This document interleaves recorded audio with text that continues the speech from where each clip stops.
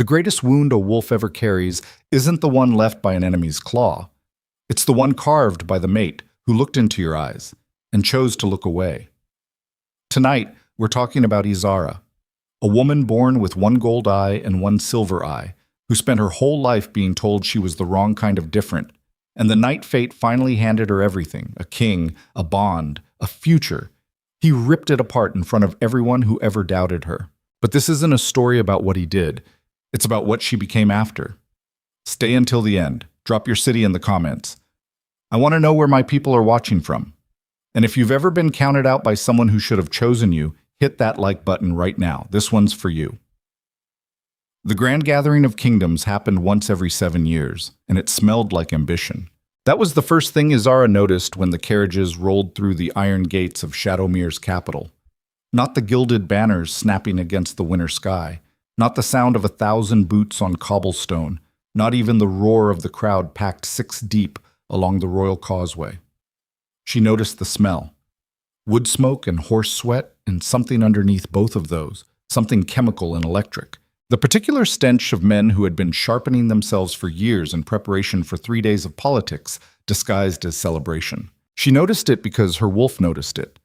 And her wolf had always been better at reading rooms than she was. Ysara sat in the backs of the third carriage in Shadowmere's own lesser procession. The delegation of attendants, scribes, and low-ranking nobility, who existed mainly to make the high-ranking nobility look appropriately surrounded. She had no title. She had no formal role. She was 23 years old and had been invited because Lady Vithris, the chamberlain's wife, had needed a body to fill a seat after her actual attendant broke a wrist 2 days before departure, and Ysara was small enough to take up minimal space and strange enough that Vethris could point to her as a kind of curiosity if the conversation at dinner ran dry. She understood her function. She had been understanding her function since she was old enough to understand anything. Through the narrow carriage window, the capital of Shadowmere rose in gray stone and pale winter light. It was a city that had been built to intimidate. The towers too tall, the walls too thick, the squares too open, everything scaled just slightly larger than comfortable, as if the architects had designed every sightline to remind you that you were small and the city was not. Ysara had never been here before. She had grown up in the outer provinces, in a village where the buildings were made of timber and the social structure was made of cruelty, and she had carried both inside her ever since. Her left eye was gold, her right eye was silver. She had stopped explaining it when she was 7. Before that, she had told the other children that her mother said it was just a quirk, just something that happened sometimes, that the midwife had seen it before and called it a gift from the blood. The children had not cared about explanations. They had cared about the fact that she looked wrong, and that looking wrong was the only permission they needed to treat her accordingly. By the time she was 12, she had learned to keep her gaze low in public.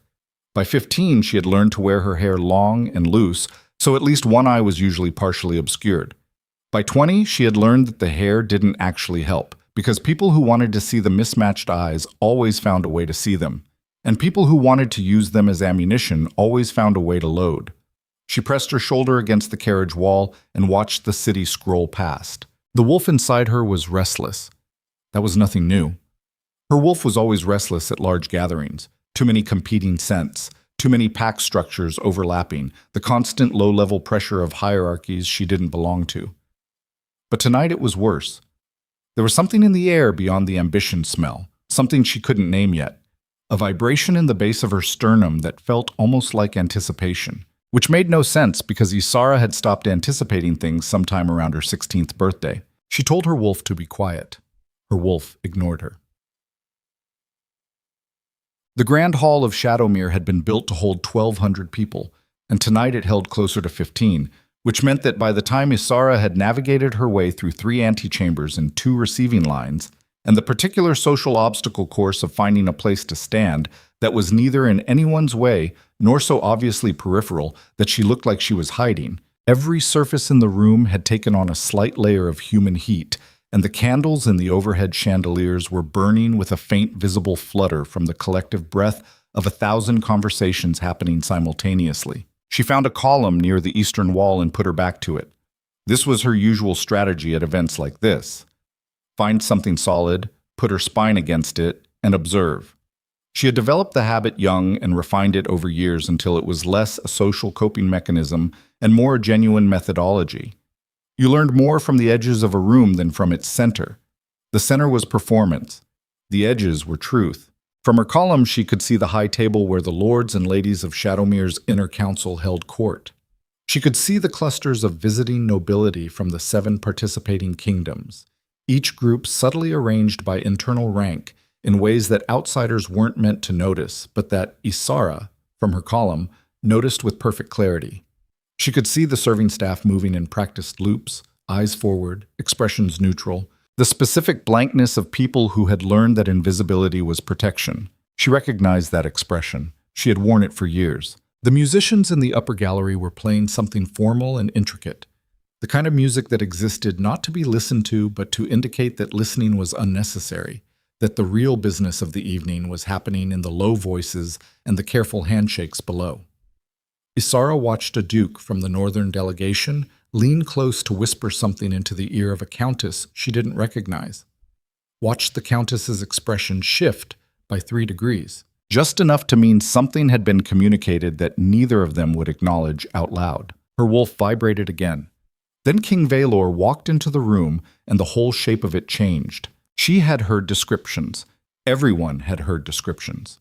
King Vaelor of Shadowmere was 29 years old, had held the throne for 6 years, and had spent those 6 years building a reputation that managed to be simultaneously admired and feared, which was the most efficient combination of political tools available to any ruler.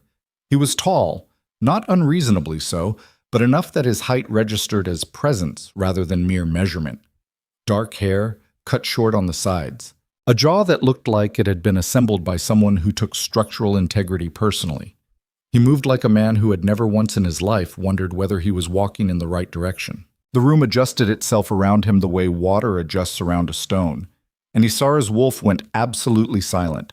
Not the quiet of being subdued, the quiet of something waking up. She felt it before she understood it. A pull in her chest that she had never felt before. Low and specific and completely unlike anything she had cataloged in her 23 years of experience with uncomfortable sensations. Her hand found the column behind her. She pressed her palm flat against the stone and told herself it was the room's heat, or the noise, or 3 weeks of travel in cramped carriages catching up with her nervous system. Her wolf looked at King Vaelor across a hall of 1,500 people and said, with absolute animal certainty, "Him." "No," Ysara said, and she said it out loud, just barely, just a breath, and the woman standing 2 feet to her left glanced at her sideways and then away. Her wolf didn't argue. It didn't need to.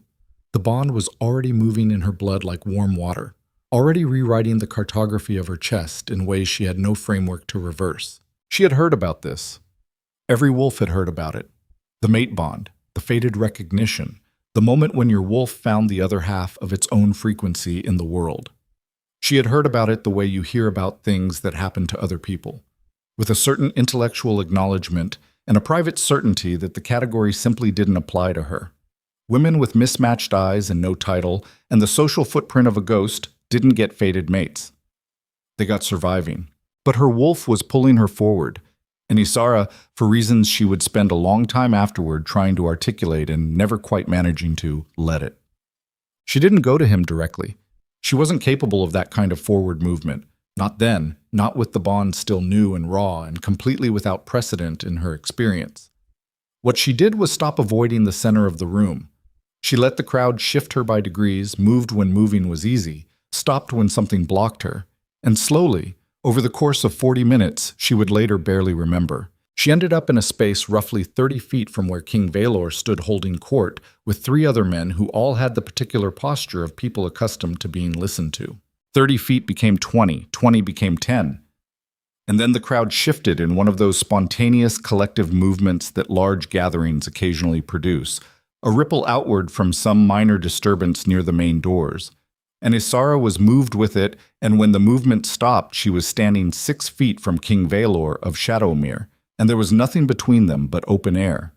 He turned. For a moment, for one single suspended moment, his eyes found hers. Gold left, silver right. She felt the bond recognize itself in him the way a key recognizes a lock, felt his wolf stir behind his eyes, felt the answering vibration that meant he was feeling something too. Then his expression did something she would never be able to forget. It shut, not closed. Shut. Deliberately, decisively, like a door bolted from the inside against a sound you have decided not to hear. His eyes moved across her face with a speed that should have been impossible given what his wolf had just communicated, and they catalogued her mismatched eyes with a specific quality of attention that she recognized immediately because she had been the subject of it her entire life. He was deciding what she was. He was deciding it fast. And he was deciding it badly. Vaelor! One of the men beside him said it as a prompt. The king straightened, his jaw set, and he spoke in a voice that had been engineered over 6 years of ruling to carry across whatever room he was standing in. I know what you are, he said, and I know what this is. The conversations within earshot began to quiet. My king, she started. Don't. The word was flat, not angry, worse than angry, administrative, like he was correcting a paperwork error. The bond is a biological response. It is not an obligation, and I will not have this conversation in whispers, as though there is something here that requires discretion, because there is not. The quiet was spreading now, 10 feet of it, 20, 30. I see you, Vaelor said. And what made it unbearable was that he wasn't performing cruelty. He genuinely believed he was being precise. 1 gold eye and 1 silver, a provincial mark, if the old texts are accurate. You have no standing in this hall. You have no title I recognize. You arrived in the 3rd carriage of a domestic procession, which means someone brought you as a seat filler, not as a guest. He paused. I don't know what fate intended by arranging this, but fate does not rule this kingdom. I do. The hall was almost silent now, 1,200 people, 1,500, all of them listening. A king of Shadowmere cannot be bound to... He stopped himself, adjusted. You are not what this crown requires. You are not what this kingdom requires. And whatever this feeling is, it is not stronger than what I have already built here. He looked at her for one more moment, then he looked away. Definitively. Like you look away from something that has been decided. The bond is rejected, he said. And the hall of 1,500 people who had all just witnessed this, the hall did not gasp or murmur or shift uncomfortably. A handful of them did. A handful of decent people felt something honest in their chests, but mostly they kept their silence in a way that meant agreement. And that was the sound that would live in Ysara longer than any word he'd said. Not his rejection, their silence. Thus, here is what nobody tells you about a mate bond rejection, because it is difficult to describe and because the people who have experienced it are not generally eager to revisit the specifics. It does not feel like heartbreak. Heartbreak is something that accumulates. It builds over time with the architecture of hope and the slow erosion of something you thought was solid. A rejected bond is not accumulation, it is subtraction. Something that has been in you for approximately 45 minutes gets removed with the force of something that was there for 45 years. Ysara walked. She was not conscious of deciding to walk. She was conscious of the floor, and then the floor in a different place, and then cold air on her face, which meant she had found a door, which meant she was outside. The courtyard behind the grand hall was empty. It was winter, and the festivities were inside, and there was no reason for anyone to be standing on cold cobblestone in the dark unless they had just had something removed from their chest by a king who didn't want it. She walked to the far wall and put both hands against it and breathed. Her wolf was not quiet anymore. Her wolf was not anything she had words for. The wolf part of her, the part that had been so certain and so alive 45 minutes ago, was now making a sound deep in her animal self that was less a howl and more a frequency. The specific vibration of something broken at the root, something that would need to be rebuilt if it was going to function at all. And that reconstruction was going to take considerably longer than this courtyard and this night. Breathe, she told herself out loud. Her breath was not cooperating. Breathe, she said again, and this time she felt her diaphragm respond with the desperate mechanical compliance of a body that knows it has to keep operating regardless of what the person inside it is processing. She breathed. The cold air tasted like iron and distant wood smoke. This is what they don't tell you about survival. It is not heroic. It is not in those first minutes, characterized by resolve or dignity, or the early stirrings of a powerful reconstitution of self. It is standing against a stone wall in the dark, unable to fully inhale, with 1,500 people on the other side of a door who just watched you get reduced to a category and then looked away. And your only objective is to get through the next 60 seconds without coming apart in a way that leaves permanent damage. She got through the 60 seconds, and then the next 60. And somewhere around the fourth or fifth repetition of that, she became aware that she had a decision to make. She could go back inside. She could retrieve her cloak, find Lady Vethris, arrange passage back to the carriage. She could complete this evening's function, body in a seat, curiosity for dinner conversation, and then figure out the next step from there. She knew what the next step would be. You didn't get publicly rejected by a king in front of 1,500 witnesses and then sit in the same carriage as Lady Vethris for 3 weeks without understanding what that 3 weeks was going to feel like. She looked at the wall in front of her. She looked at the darkness beyond the courtyard gate. Her wolf offered no opinion. Her wolf was somewhere very far away, folded into itself, attending to something private and catastrophic. Ysara made her decision the way she made most of her decisions, not because she knew it was right, but because it was the only one that didn't require her to walk back through that door. She went through the gate. She walked for 6 hours before her body began seriously objecting. The capital city of Shadowmere thinned as she moved through it. The grand buildings giving way to merchant districts, giving way to residential streets, giving way to the particular exhausted architecture of a city's outer limits, where the buildings become fewer, and the space between them becomes larger, and eventually the space wins entirely, and there is just open country and whatever is in it. It was the deep part of winter, and the road was packed earth that had frozen into a corrugated surface that made walking both easier and more painful, and Ysara walked it without a particular destination, because the thing about walking away from something is that it doesn't initially require a destination. It requires only the continuation of movement. You walk because stopping means you have to start thinking about what you're doing, and you're not ready to think about what you're doing. Her wolf form would have been faster, would have been warmer, but her wolf was not in a place right now where she trusted what it might do if she let it out. And besides, her wolf form was smaller than her human form, which meant it would be colder, and she was already cold enough that her fingers had passed through pain into a kind of emphatic numbness that was sending intermittent signals she was choosing to ignore. She had her coat. She had the clothes she'd worn to the gathering. She had, tucked in a small pocket at the seam of her dress, the 3 coins Lady Vethris had given her at the beginning of the journey for incidentals, which would not get her very far but would get her something. She thought about the road ahead, or tried to. Thinking was difficult. What she kept returning to, unwillingly, the way you return to a pain you're trying to route around, was his face in that moment before the door shut, because she had felt his wolf respond. She was certain of it, as certain as she was of anything, which in this particular moment was not saying a great deal. But the animal recognition had moved in him. She had seen it, and he had looked at her with his wolf half awake and still chosen to shut it down. He had felt it and decided she wasn't worth it.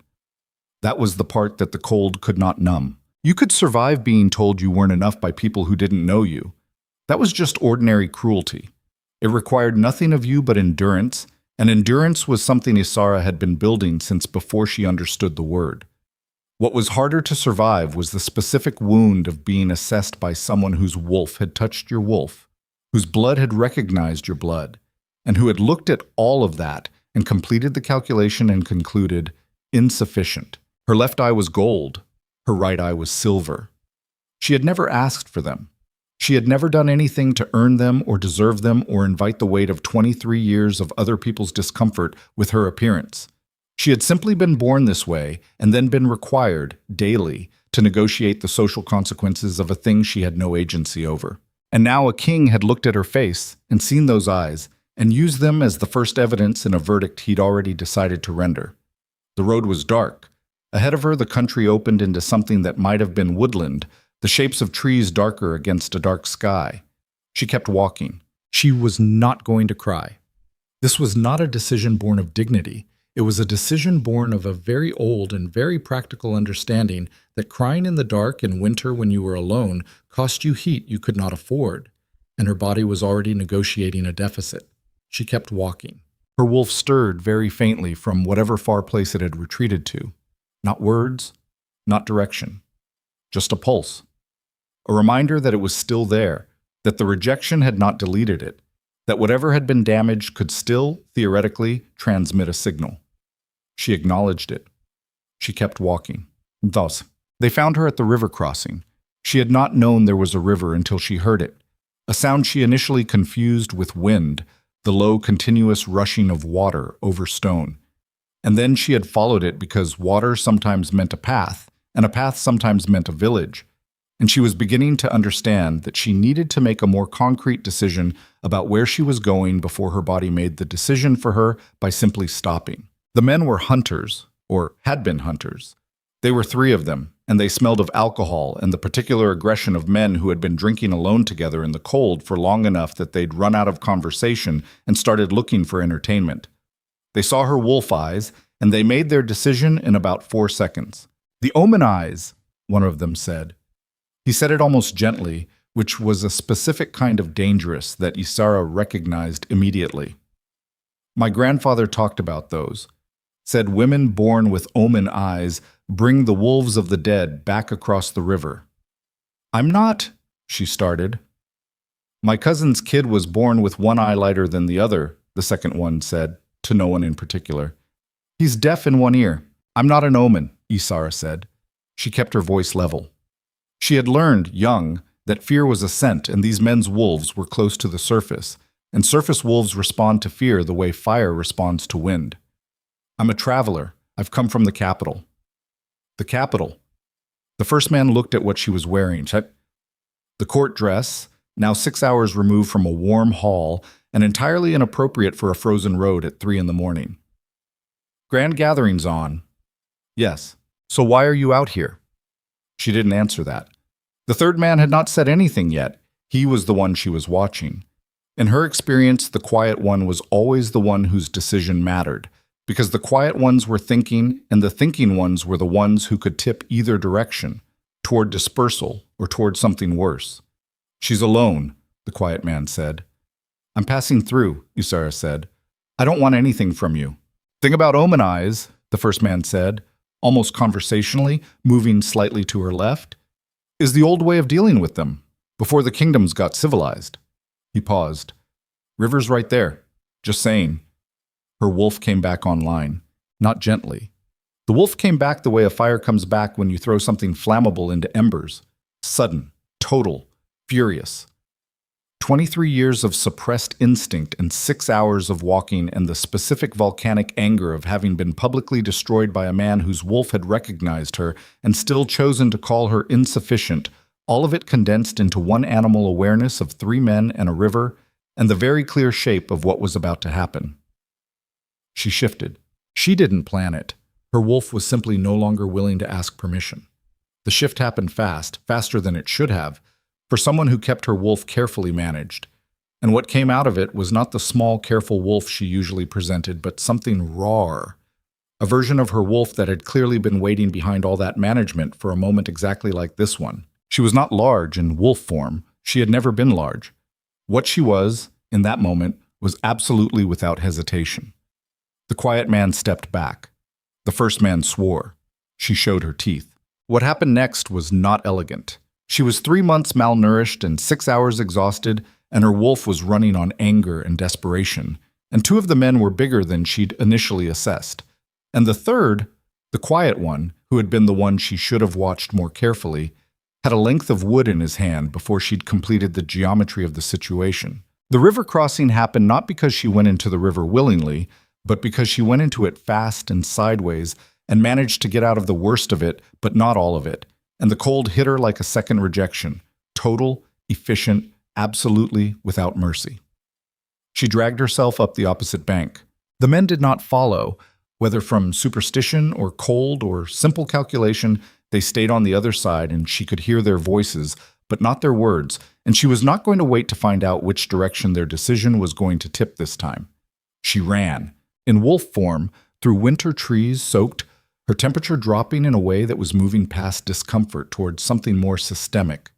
Her paws on frozen ground, her breath coming in clouds.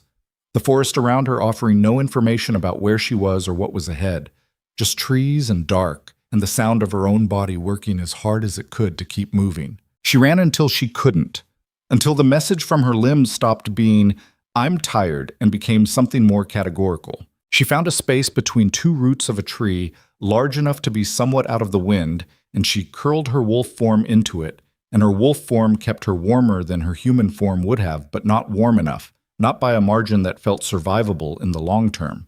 And she lay there in the dark and listened to her own heartbeat and tried to calculate the gap between where she was and whatever came next. There was a long time where she wasn't sure what came next existed. She thought about his face, the door shutting behind his eyes, the 1,500 people who had kept their silence. Her heartbeat slowed. The cold got into her chest. And then she heard footsteps. Not the hunters. These were different. Single set, deliberate, moving through the forest with the confidence of someone who knew where they were going and had not stumbled upon her by accident. Someone who had been tracking her, or had been looking, or both. She was too cold to shift, too cold to run. She lifted her head from between her paws and looked at the space between the trees and waited for whatever was coming to arrive. The man who came through the trees was carrying a torch, which meant she could see him clearly before he could see her clearly. And what she saw was a man in traveling clothes. Not court clothes, not hunting clothes, but the practical gear of someone who covered long distances and had made their peace with conditions. He was tall, broad-shouldered. He had the particular quality of stillness that belongs to people who are genuinely unafraid of the dark. Not because they are reckless, but because they have been in enough darkness to know they can navigate it. He stopped when he saw her. His wolf recognized hers. Not the way Vaelor's had, not the mate bond vibration, not that specific frequency. Something different, something that was almost more difficult to describe because it was rarer than the mate bond, which at least had a name and a framework. This was just recognition. Like two things that have been shaped by similar pressures, looking at each other across the dark and understanding something true about the other. He crouched down so he was at her level. He looked at her wolf, the mismatched eyes, gold and silver, that had gotten her rejected and nearly drowned in a single night. And his expression did not do what expressions usually did when they found her eyes. It did not shut. "You're hypothermic," he said. His voice was even, matter of fact. "I have a camp. It's warm." She stared at him. "I'm not asking anything from you," he said. "I'm not offering anything you didn't ask for. I'm telling you that you will die from cold in the next 3 hours if you stay here, and that my camp is a mile east, and that you are welcome to it." He stood up. He looked at her for one more moment. "My name is Aaron," he said, "King of Lunaris." He turned and walked east. He did not look back to see if she was following, and for reasons that had nothing to do with logic and everything to do with the particular animal recognition that had passed between their wolves in the space of 4 seconds in a freezing forest, for reasons she would spend years unpacking and never fully resolve, Ysara got up and followed on. She didn't know, as she walked behind a king she'd never heard of toward a camp she couldn't see, that she would not be returning to Shadowmere. She didn't know that the 3 coins in her pocket were the last thing she owned that had come from her life before this night. She didn't know that the man walking ahead of her, who had not looked back once, was going to rebuild everything she thought she understood about what she was capable of being. She didn't know any of that. What she knew was this: the rejection was still in her body, raw and systemic as frostbite. The river was still in her fur. The 1,500 silent faces were still in her chest. And something in her wolf, something old and stubborn, and she was beginning to suspect considerably less breakable than she had assumed, was walking east through the dark and calling it forward motion. She didn't know yet that she was going to become someone who looked back on this night and understood it as the moment her real life began. She didn't know what Aaron was going to see in her that Vaelor had refused to. She didn't know that the gold eye and the silver eye, the thing that had been used against her every single day of her 23 years, was the very first thing Aaron had looked at, clearly, directly, without any of the loaded calculations she had been trained to expect, and found exactly nothing wrong with. She was hypothermic and rejected and alone in a forest in the middle of a winter that had stopped caring about her comfort. She followed the torch, and somewhere behind her, in the grand hall of Shadowmere, where 1,500 people were still celebrating a king's wisdom.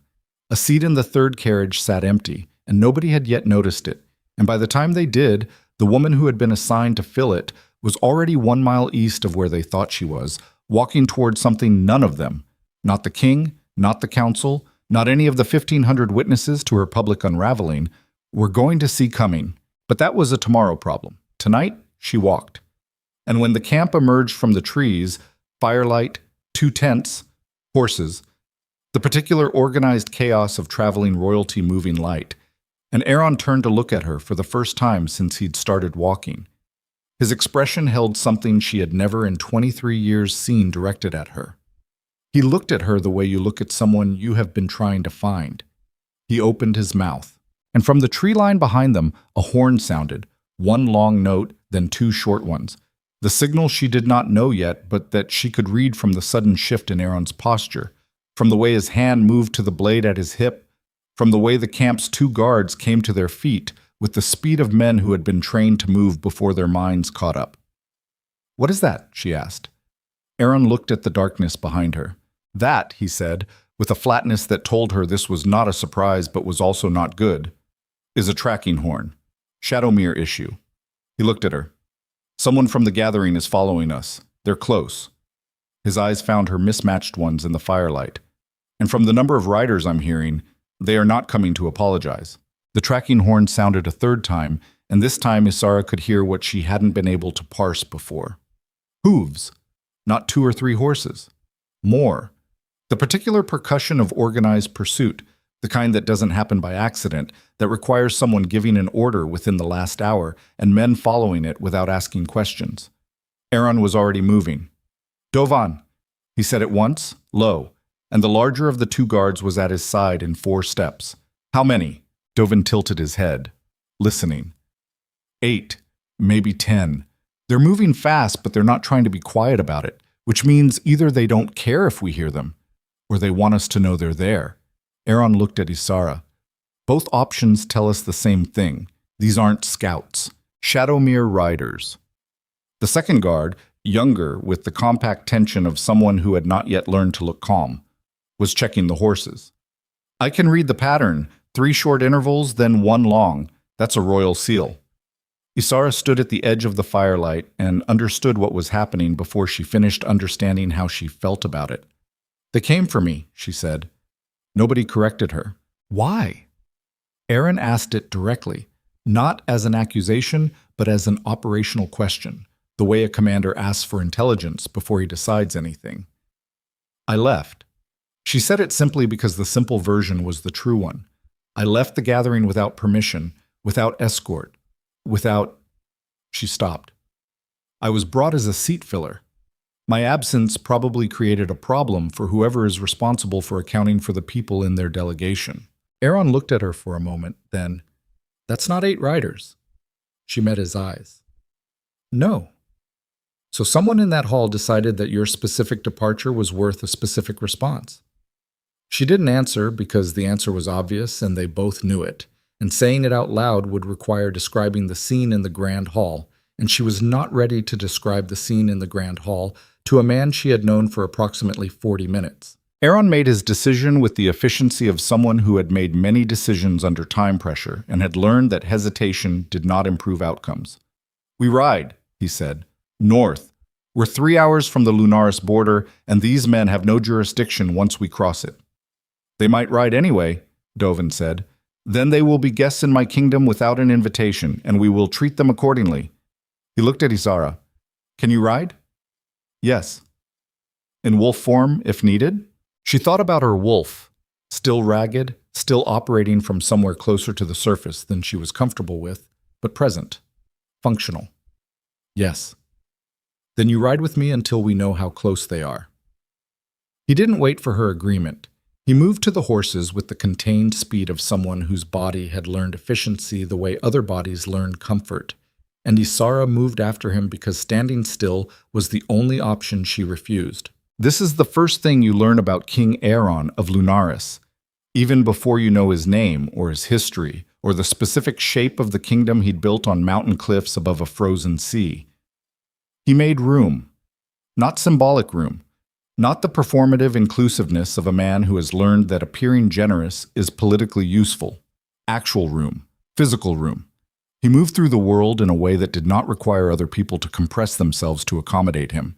And this was so foreign to Ysara's experience of powerful men that she kept waiting for the adjustment, kept waiting for the moment when the mask of it would slip and she would see the familiar architecture underneath. She would wait a long time. The camp broke in under 4 minutes. She helped where she could, not because anyone asked her to, but because her hands needed something to do and because the alternative was standing in firelight waiting for hooves to get louder. She folded a tent canvas that probably belonged to someone else. She tightened a saddle strap on a horse that wasn't hers. Nobody stopped her. Nobody looked at her eyes with anything other than peripheral acknowledgement. It was disorienting in a way she did not have language for yet. Aaron mounted. He looked down at her. "Come up." She put a foot in the stirrup and swung up behind him, and the horse moved before she had fully settled. Aaron already guiding it north with his knees, and she grabbed the back of the saddle because she was not going to grab him. Not yet. Not until her body made the calculation that survival required it. Her body made the calculation about 30 seconds later when they hit a slope at speed in the dark, and she grabbed his coat. He didn't react. He just kept riding. Behind them, the tracking horn sounded again. Closer. What? The narrative truth about pursuit is that it does something specific to time. Minutes become inconsistent, some of them 4 seconds long, some of them 10 minutes. The whole linear structure of experience compressing and expanding according to the changing interval between your heartbeat and the sound behind you. Ysara counted hoofbeats, counted the seconds between the tracking horn and its echo, tried to calibrate whether the interval was changing and in which direction. "They're gaining," she said into the back of Aaron's coat. "Yes." "You knew they would." "I knew it was possible." "What do we do when they catch us?"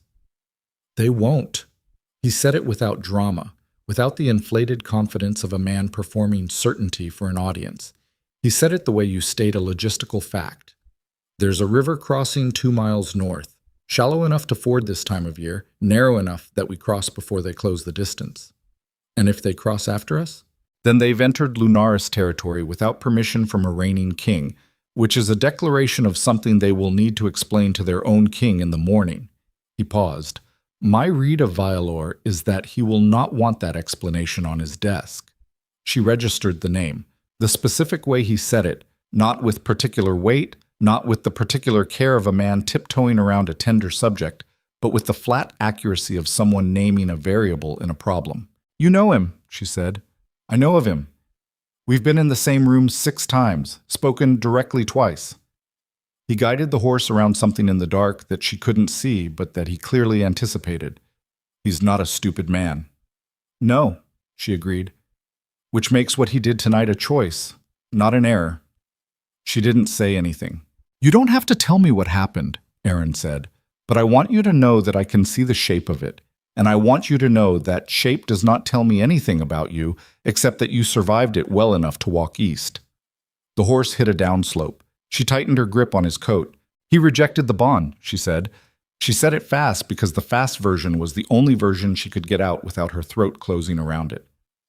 "In front of the whole gathering, in public. He looked at my eyes and—" She stopped. "He looked at my eyes." Aaron was quiet for a moment. "And then someone sent 8 riders after you," he said. 10. 10. He processed this. A rejected bond is still a bond. It leaves a trace in both directions. "I know." "He felt you leave." "I know that too." "So 10 riders in the dark are not about a seat filler's unauthorized departure." "No," she said. "They're not." The river materialized out of the dark. She heard it first. The same sound as before, but different in character, shallower, faster, and then the horses were in it, and the cold hit her feet through her boots, and the water was at the horses' knees, and they were through in less than a minute, and up the opposite bank. And Aaron pulled the horse up and turned to look back. The tracking horn sounded from the far bank. 10 riders. She could see them now at the edge of the trees, torchlight, armor catching it in fragments. They stopped at the water's edge. Nobody crossed. The horn sounded once more, flat and decisive, and then went quiet. Aaron watched them for a long moment. Then he turned north and did not look back again. "Welcome to Lunaris," he said. There is a philosophy embedded in every act of pursuit, and it is worth examining because it tells you more about the pursuer than any biography could. When a man sends riders into the dark after a woman he has just publicly declared insufficient, he is not conducting a retrieval operation. He is conducting a reclamation. He is asserting that the thing he discarded has, by moving out of his reach, become something he requires back, not because its value has changed, but because its location has. This is the alpha's oldest and most self-defeating instinct, the belief that ownership and worth are the same category, that a thing is valuable because it belongs to him, and that its removal therefore constitutes a theft rather than a consequence. Vaelor had looked at Ysara in that hall and made a calculation about her worth based on her appearance, her status, her eyes. And he had rendered his verdict with the confidence of a man who had been right about most things for long enough that being wrong had stopped feeling like a real possibility. But the wolf doesn't care about verdicts. The wolf keeps its own count. And somewhere in the grand hall of Shadowmere, in the hour after Ysara walked through the back gate and into the dark, King Vaelor of Shadowmere had felt the rejected bond do something that no amount of public certainty could prevent. It had started to pull. The absence of the thing he'd discarded had arrived in his chest with all the force of a presence, and he had sent 10 men north with torches and a tracking horn, which was the action of a man who understands, on the level below language, that he has made an error he does not yet have the vocabulary to name. The riders had stopped at the river, because they were following orders, not conviction, and orders have limits, and the limit of these orders was the Lunaris border. But Vaelor's conviction, that would cross borders. That was the thing Ysara didn't know yet, riding north through the dark behind a king who made room. The conviction that she was his to reclaim would not stop at a river's edge. It would travel at the speed of pride, which is slower than a horse but more durable, and it would arrive eventually, dressed in different clothes, carrying different paperwork, and it would require her to be something she hadn't been yet. It would require her to be ready. She was not ready yet, but she was moving north. And that was how it started. They reached the foothills of Lunaris at dawn. Ysara had fallen asleep at some point in the last 2 hours, not intentionally, not with any sense of having decided to trust the situation enough to surrender consciousness, but her body had made the decision independently, as bodies do when they have been hypothermic and running on adrenaline and grief for long enough that the management overhead becomes unsustainable. She came back to awareness to the sound of different wind, higher, thinner, the wind of elevation, and the quality of light changing from the flat dark of lowland winter to something with actual altitude in it, pale and sharp. She was still holding Aaron's coat. She released it. "I fell asleep," she said. "Yes." "For how long?" "Long enough." He didn't offer the specific number, and she didn't push for it because the specific number was embarrassing enough without having it stated directly. "There's a garrison ahead.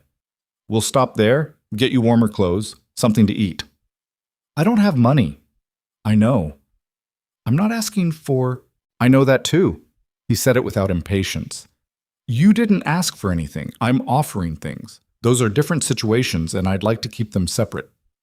She processed this. "Why?" she asked. He was quiet for a moment. "Because you're going to need the distinction to be real if any of this is going to work." "Any of what?"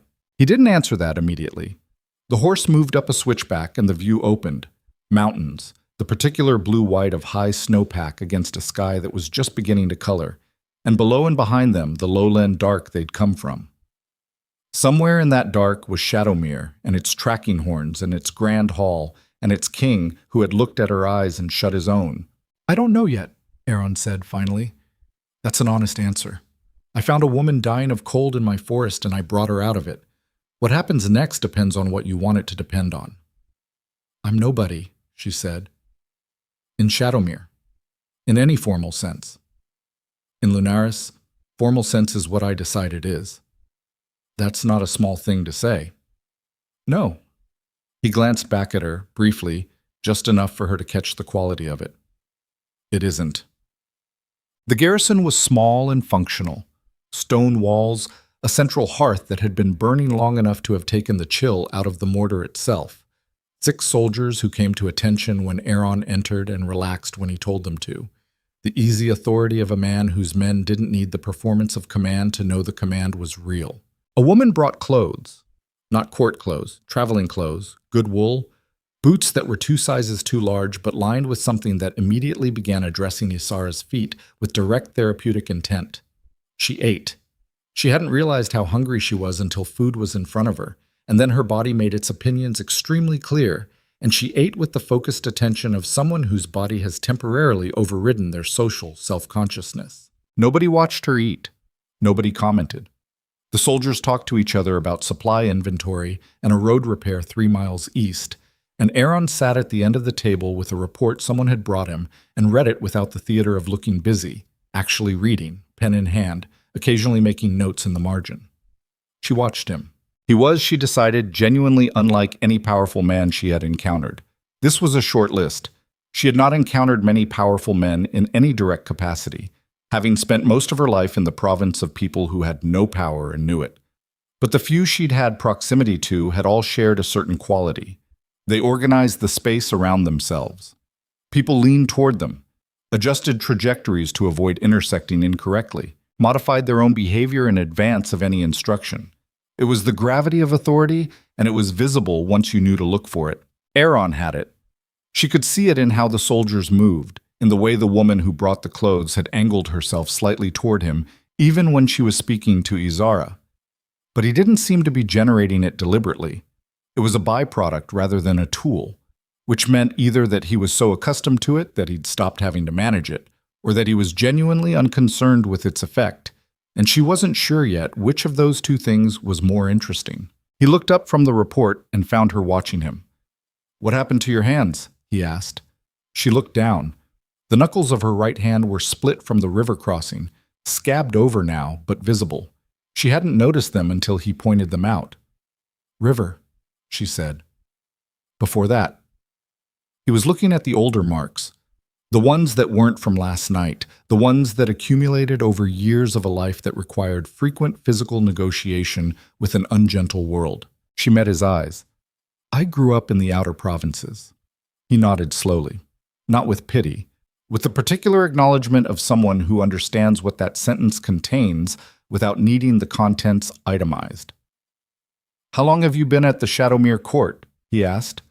"I wasn't at the court." She pulled the sleeve back down. "I was brought for the gathering. Lady Vethris needed a body for the 3rd carriage." Something moved in Aaron's expression, very briefly. "So you came with nothing and no one?" "I came with 3 coins and a court dress, and a bond you didn't ask for." She looked at the table. "And a bond I didn't ask for." He set the report down. "Ysara."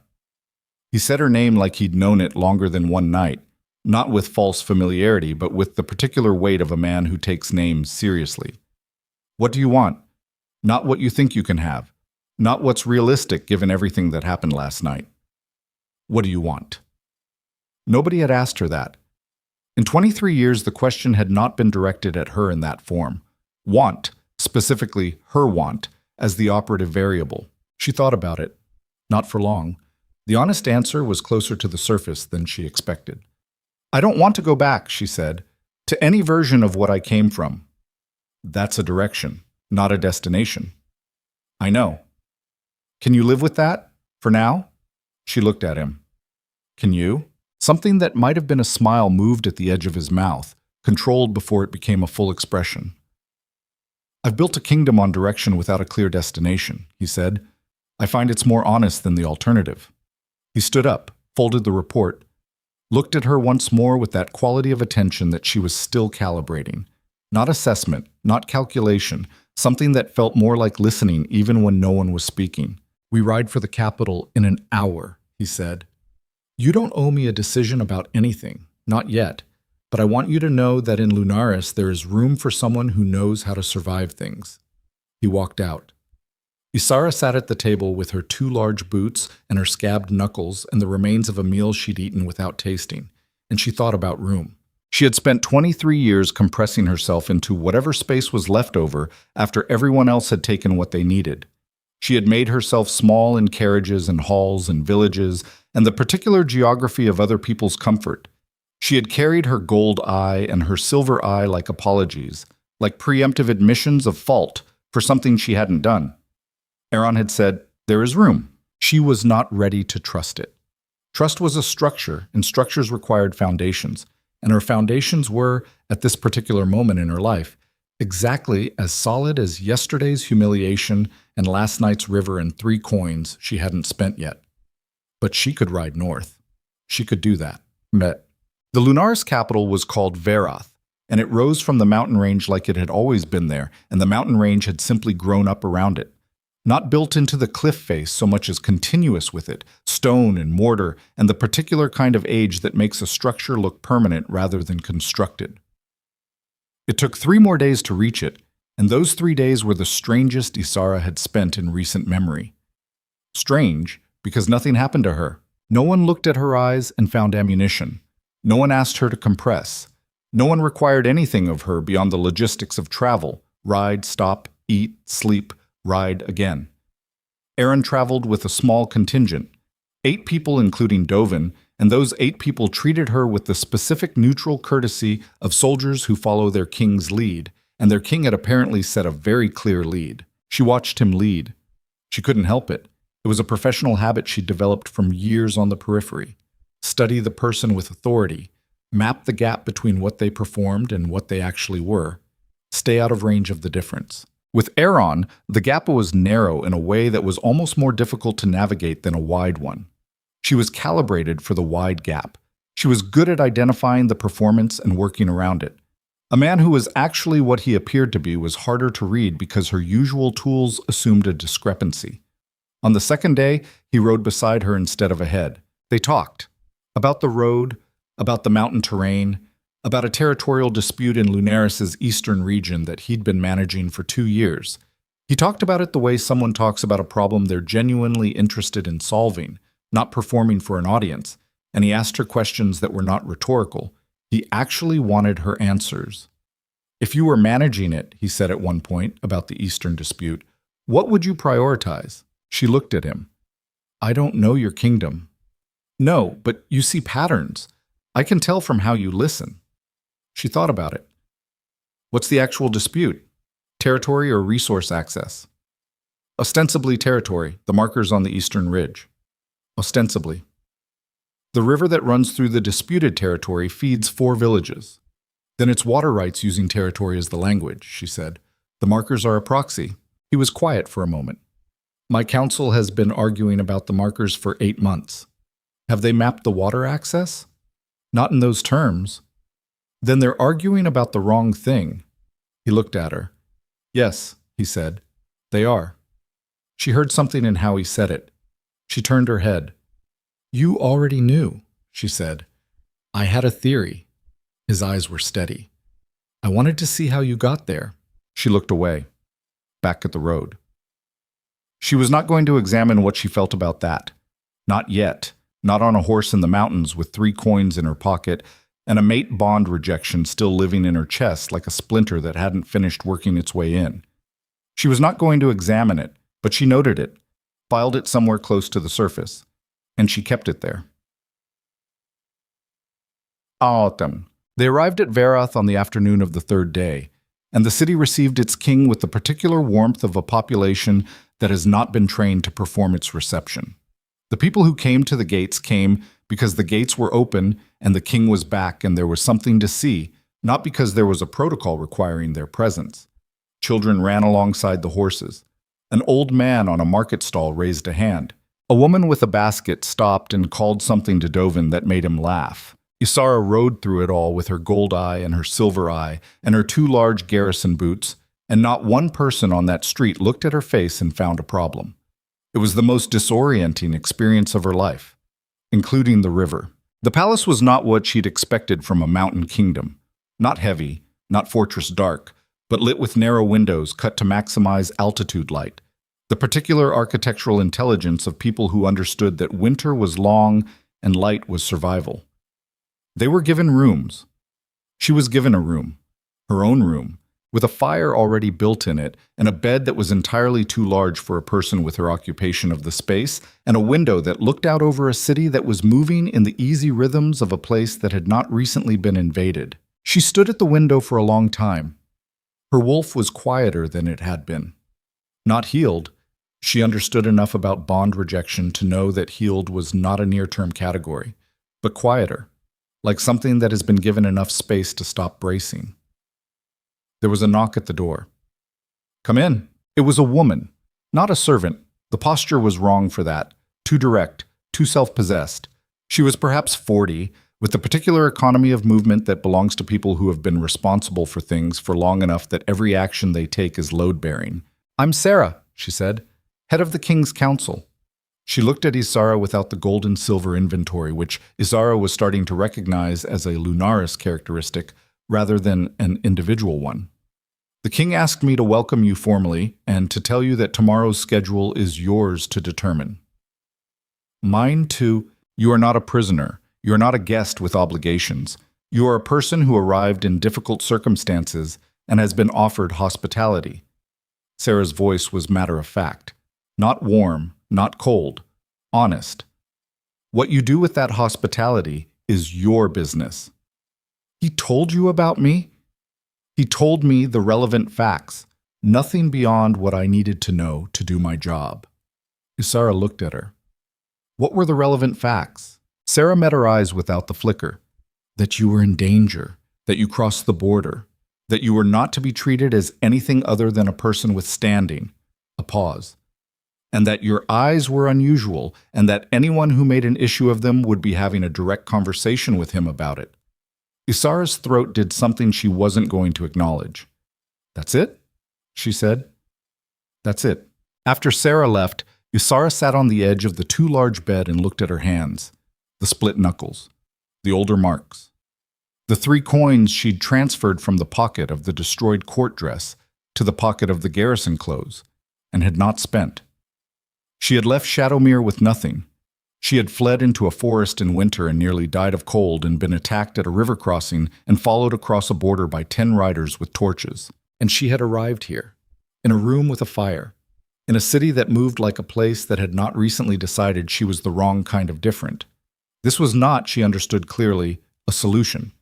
This was a beginning, which was not the same thing, and the distance between where she was now and anything resembling stability was enormous and uncharted and full of consequences she couldn't see yet. But she was alive, and she was warm, and tomorrow's schedule was hers to determine. She lay back on the bed and looked at the ceiling and let herself, for the first time since the Grand Hall, actually feel the shape of everything that had happened. It was very large. It took a long time to feel all the edges of it. When she was done, she didn't feel better exactly, but she felt accurate. And accuracy, she had found, was almost always the better starting point. She closed her eyes, her wolf settled, and 2 days' ride south, in the capital of Shadowmere, King Vaelor sat in his private study and read the report his riders had sent back. Border of Lunaris, woman crossed, King Aeron of Lunaris confirmed in attendance, riders did not pursue. And he read it 3 times, and then he set it face down on his desk, and he sat very still for a long time in the kind of silence that is not peaceful, but that a man sometimes chooses anyway because the alternative is admitting something out loud. He thought about her eyes, gold and silver. He thought about his wolf, which had not been quiet since the moment she walked through the back gate. And then his attendant knocked and entered and said, "My king, there is a formal communication from Lunaris. King Aeron requests acknowledgement of her presence in his territory as a protected guest under the laws of kingdom hospitality." Vaelor looked at the formal seal on the letter for a very long time. "Protected guest," he repeated. "Yes, my king." Kingdom hospitality law was clear and old and predated the current political arrangement by 400 years. A protected guest under that law was under the military umbrella of the hosting kingdom. To remove a protected guest by force was an act of war. Vaelor picked up the letter. He read it. He set it down. "Send acknowledgement," he said, and his voice was completely level, which was the most dangerous thing about it. "Of course, my king." "And the response? What shall we—" "Tell them," Vaelor said, "that Shadowmere notes the communication." The attendant left. Vaelor sat alone with the face-down rider report and the formal seal of Lunaris and the specific silence of a man who has just understood, for the first time with total clarity, that the thing he discarded has been claimed by another king. Not stolen, not taken, claimed, under law, under the full weight of a sovereign's protection. He had rejected her in front of 1,500 people and called it wisdom. He had sent 10 riders after her and called it protocol. He had sat in his study reading reports and called it governance. But sitting here now with Aaron's formal seal on his desk, he could not call it any of those things anymore, because the name for what it actually was had arrived with the weight of something that could not be unreceived. He had let her go. And Aaron of Lunaris had, with one formal letter and 400 years of law, made sure that getting her back would cost him something he was not yet prepared to pay. His wolf pressed against his ribs like a caged thing. He pressed back. But for the first time in 6 years on the throne, he was not certain he was going to win that particular argument with himself. 6 months in Lunaris, and Ysara had learned 3 things about power that nobody had bothered to teach her before. The first was that power, at its functional core, was not about force. Force was what power reached for when it had run out of better options. Real power was information. Who had it? Who controlled its movement? Who decided which version of reality got to be the official one? She had learned this from watching Aaron's council meetings, which he had begun inviting her to attend in the 4th week, casually, as though it were a logistical convenience rather than a deliberate decision. She sat in the corner, she listened. She said nothing for 3 weeks, and then one afternoon she said one thing, quietly, about the Eastern water rights dispute. And Sarah had gone very still, and Aaron had looked at her across the table with the particular quality of attention she was still learning to read, and the meeting had pivoted on what she'd said as though it had been waiting for it. The second thing she learned was that survival, at the level she had been practicing it, was a form of expertise that high-born people fundamentally underestimated because they had never needed it. She knew how to read a room's danger gradient in under 30 seconds. She knew how to track shifting loyalty in a group by monitoring eye contact patterns and the specific timing of silences. She knew how to hold her wolf on a tight interior leash while projecting exactly as much or as little as a situation required. These were skills acquired through decades of being the person in the room with the least protection, and in Lunaris, where people were watching her with genuine curiosity rather than looking for ammunition, those skills translated into something she hadn't expected: strategic clarity. The third thing she learned was that she was not finished. She had assumed, walking east through the Shadowmere forest in the dark, that she was in a final chapter, that this was the aftermath, the long survival tale of a story that had already had its dramatic moment. She had been wrong. She was not in an aftermath. She was in a beginning that had the audacity to look like one. Aaron never told her this directly.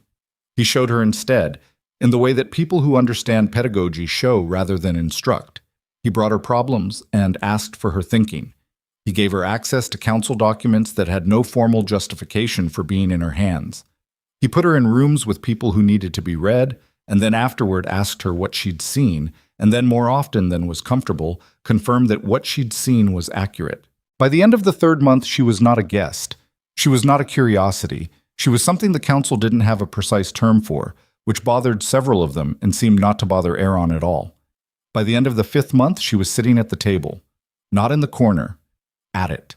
Her wolf had not healed. She had not expected it to. The bond rejection left a specific structural damage that she understood would be with her for a long time, possibly always, a phantom weight in her chest that appeared particularly on quiet evenings and when the wind came from the south. She managed it. She acknowledged it when it arrived and moved around it when it didn't, which was most of the time, because she had become surprisingly busy. She had not thought about what that meant.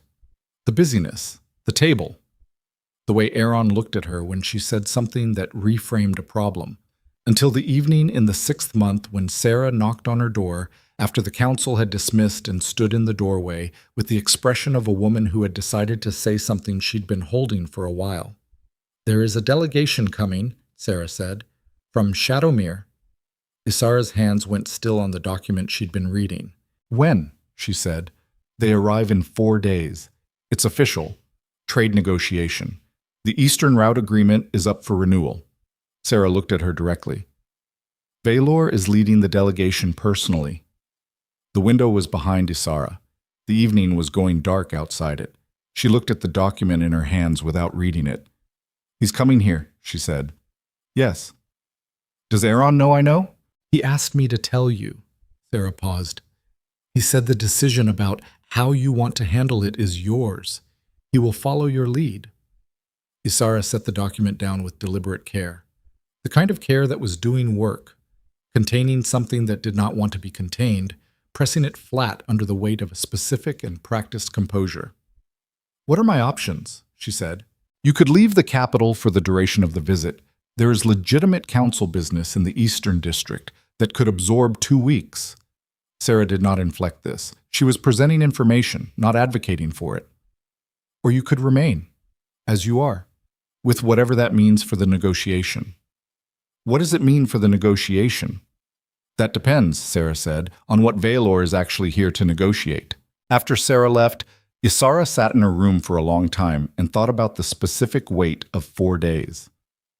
There is something philosophically revealing about the way a powerful man prepares to face a consequence he created himself. He does not frame it as a consequence. He frames it as an opportunity, repackages the damage of his own decision into a new context where he arrives not as the origin of a problem, but as the potential solution to it. This reframing is not conscious dishonesty. It is the particular cognitive mercy that pride extends to itself. The story told to make the forward motion possible, because without some version of dignity intact, the forward motion doesn't happen.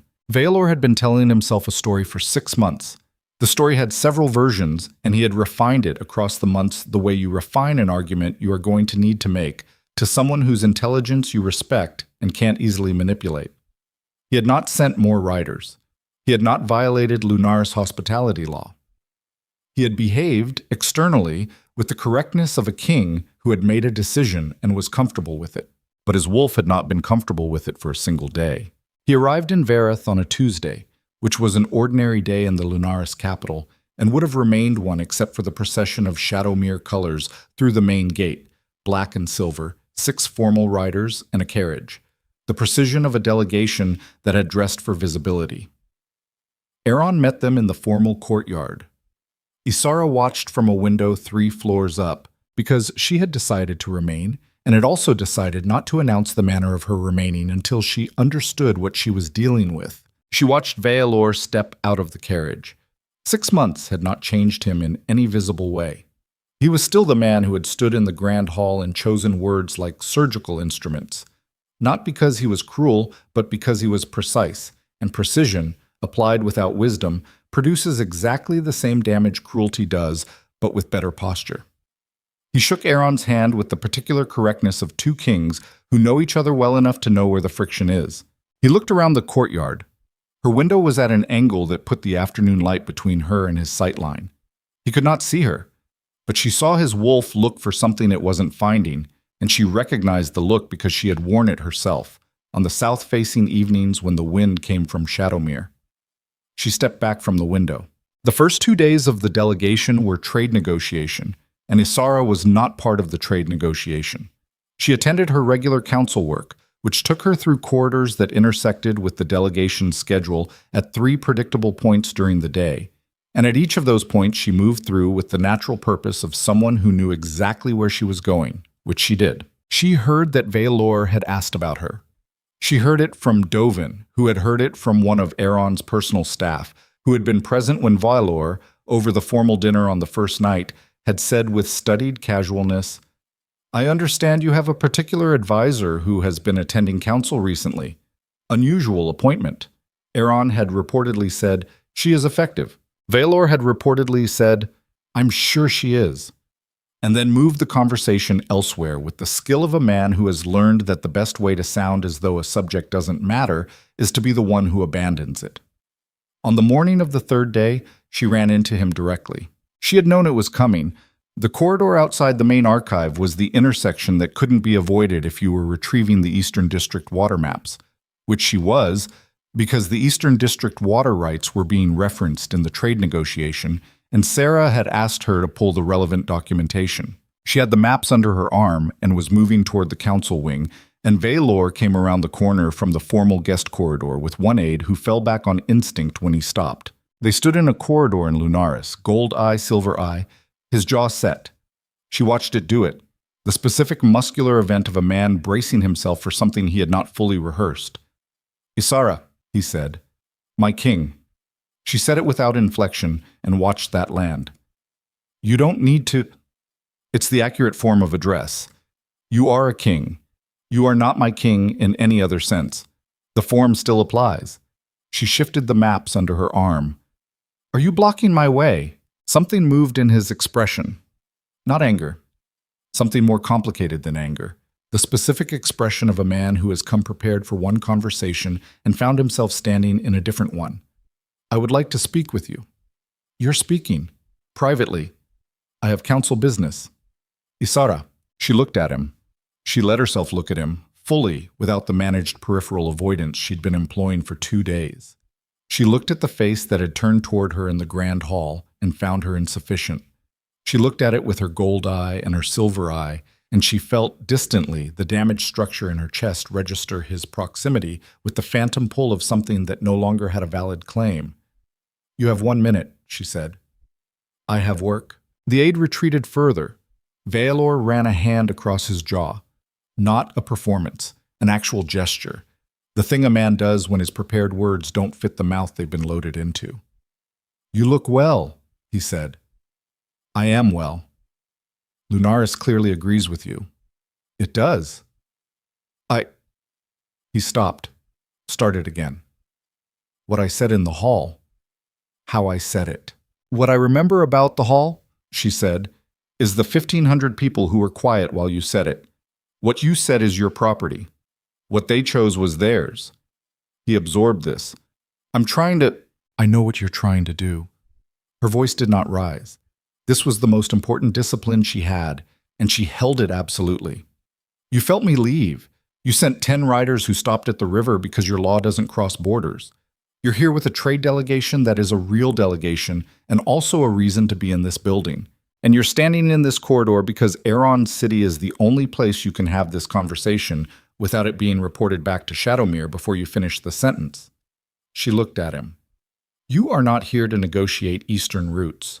You are here because 6 months of your wolf telling you something finally became louder than your pride." Silence. "That is not the same," she said, "as you being right." She walked past him. He let her go. But she heard it. The sharp exhalation behind her, the particular sound of a man who has been accurately described and cannot refute it, and she carried that sound with her all the way to the council wing, and set the maps on the table and stood with her hands flat on the surface for a long moment before she trusted herself to turn around and behave normally. Her wolf was not quiet, but it was hers.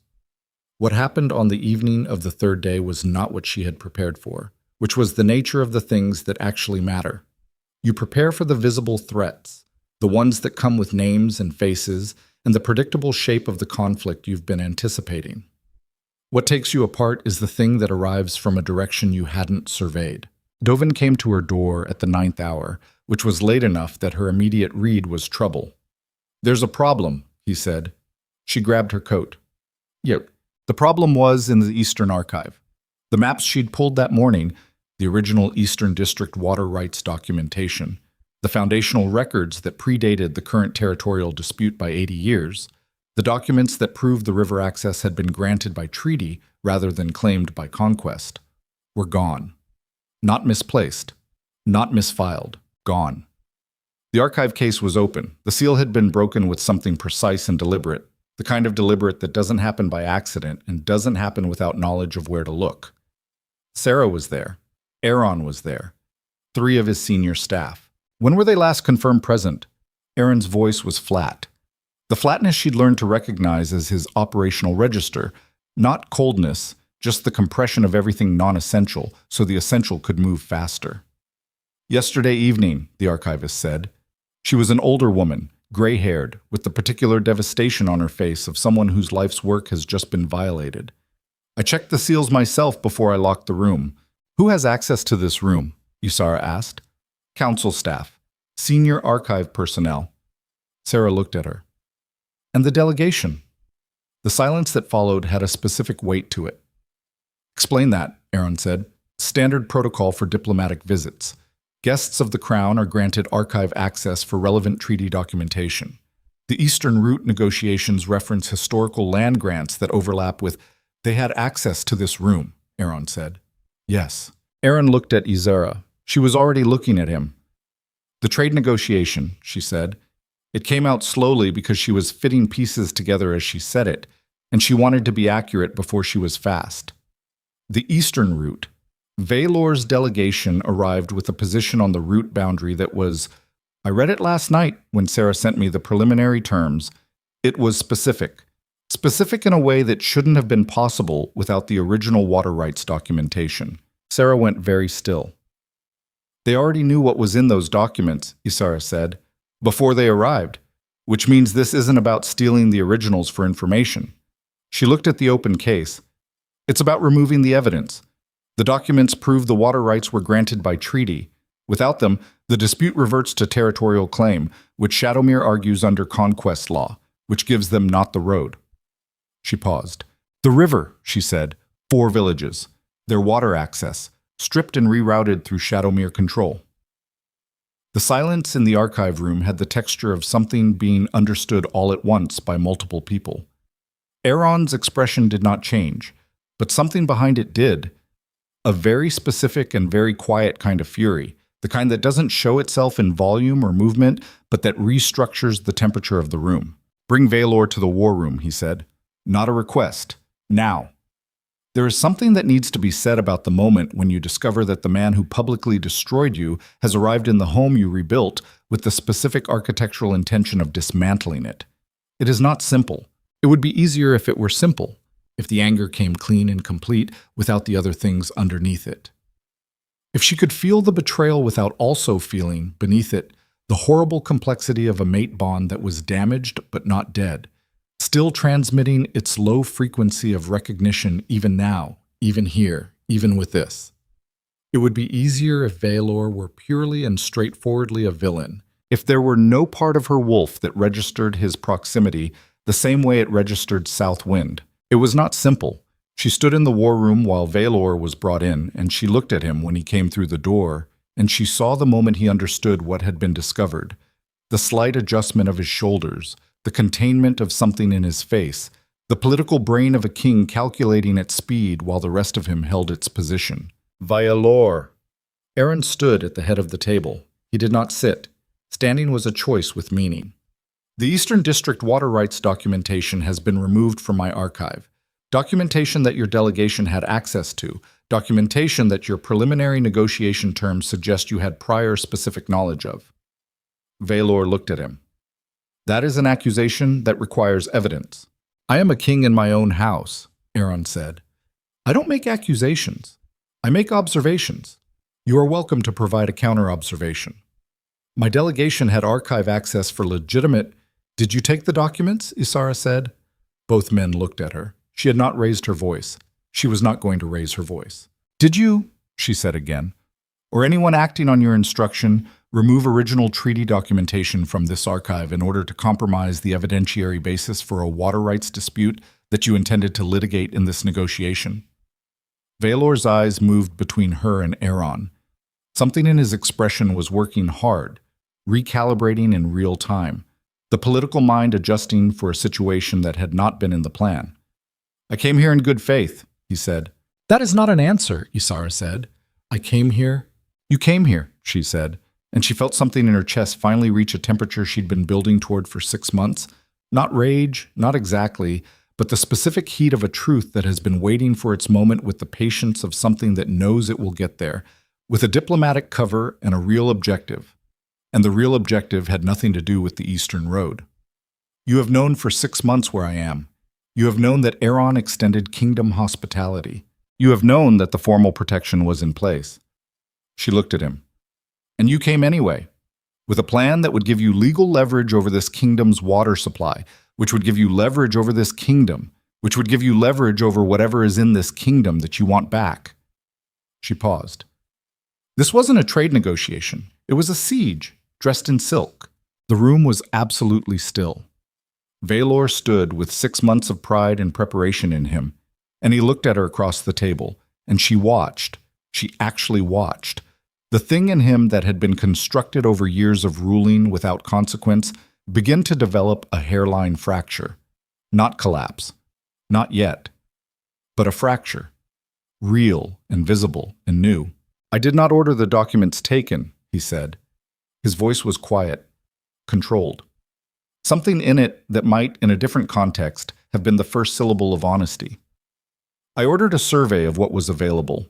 What my aide chose to do with that instruction—" "Stop," Aaron said. Vaelor stopped. "The specific mechanism of the order," Aaron said, "is a conversation for your aide and my justice council. What I need from you as a reigning king in my house is a decision." He let that sit for a moment. "You will return the documentation.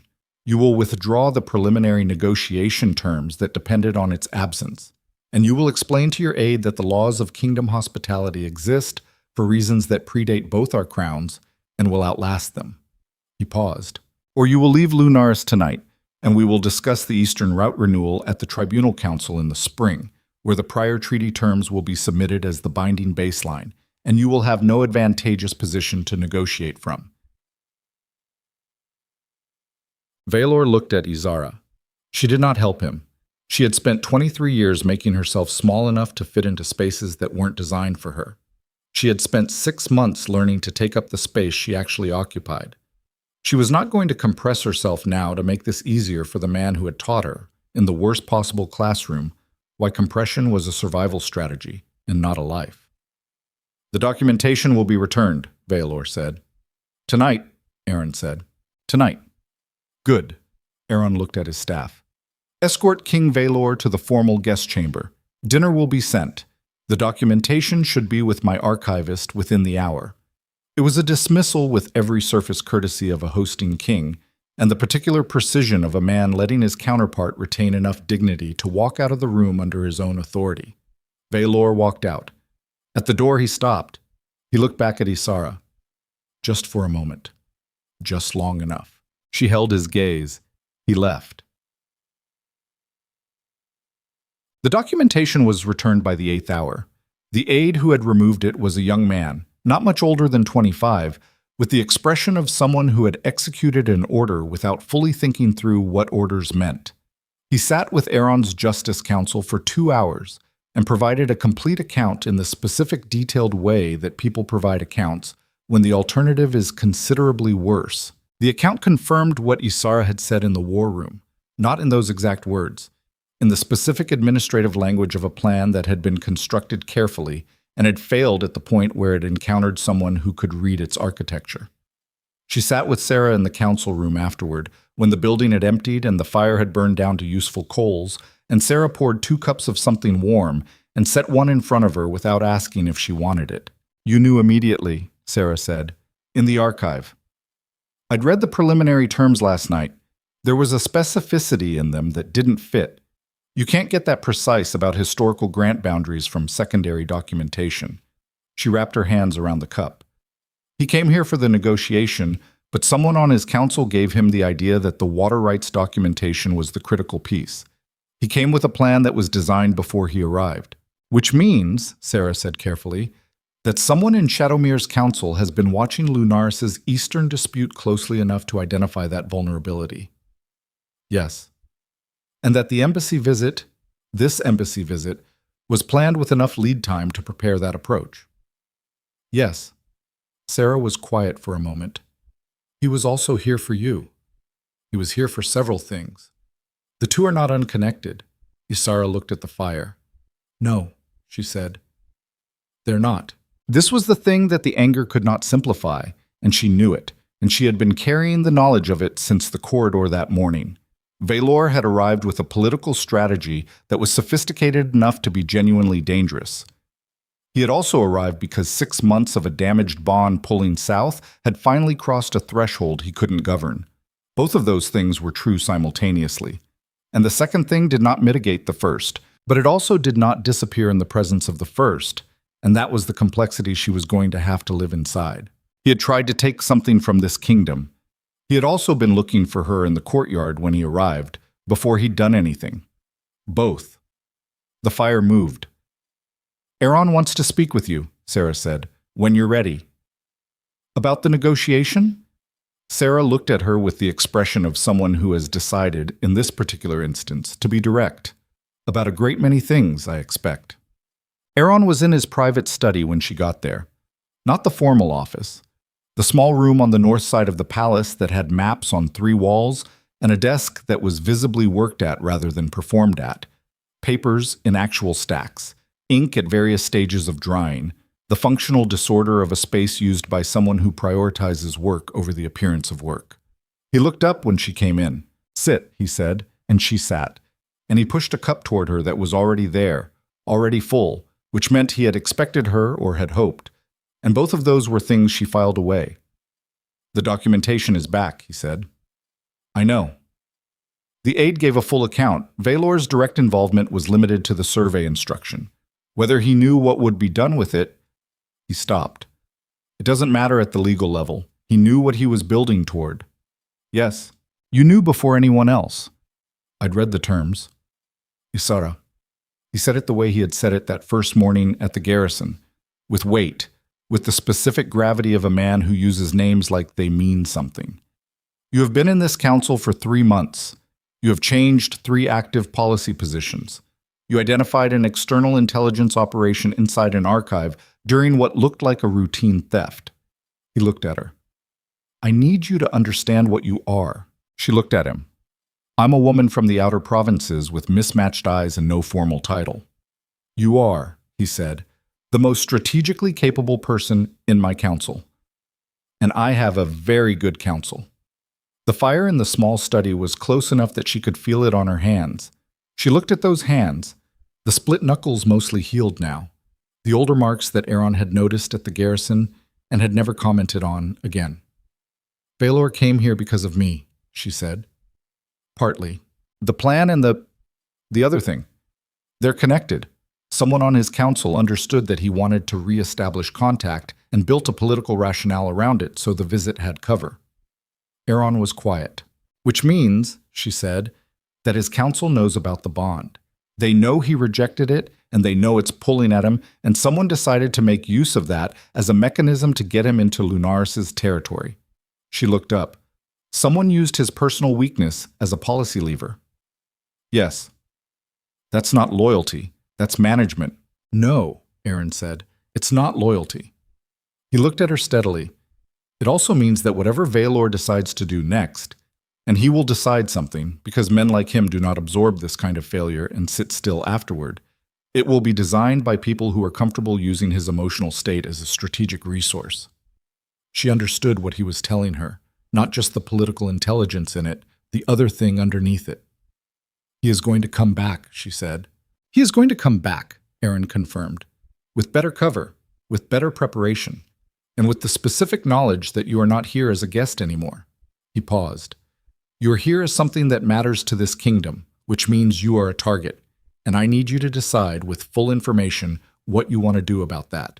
She looked at him across the desk with its real stacks of real paper and its working man's disorder, and she thought about direction without destination, and she thought about the corridor this morning and Vaelor's jaw setting and the 1,500 people who had been quiet.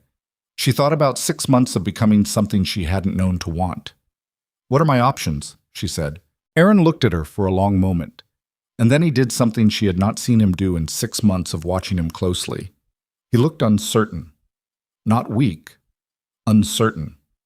The specific vulnerability of a man who has something to say that exceeds the boundaries of the professional context and is deciding whether to cross that boundary or hold the line. He crossed it. I can give you options, he said.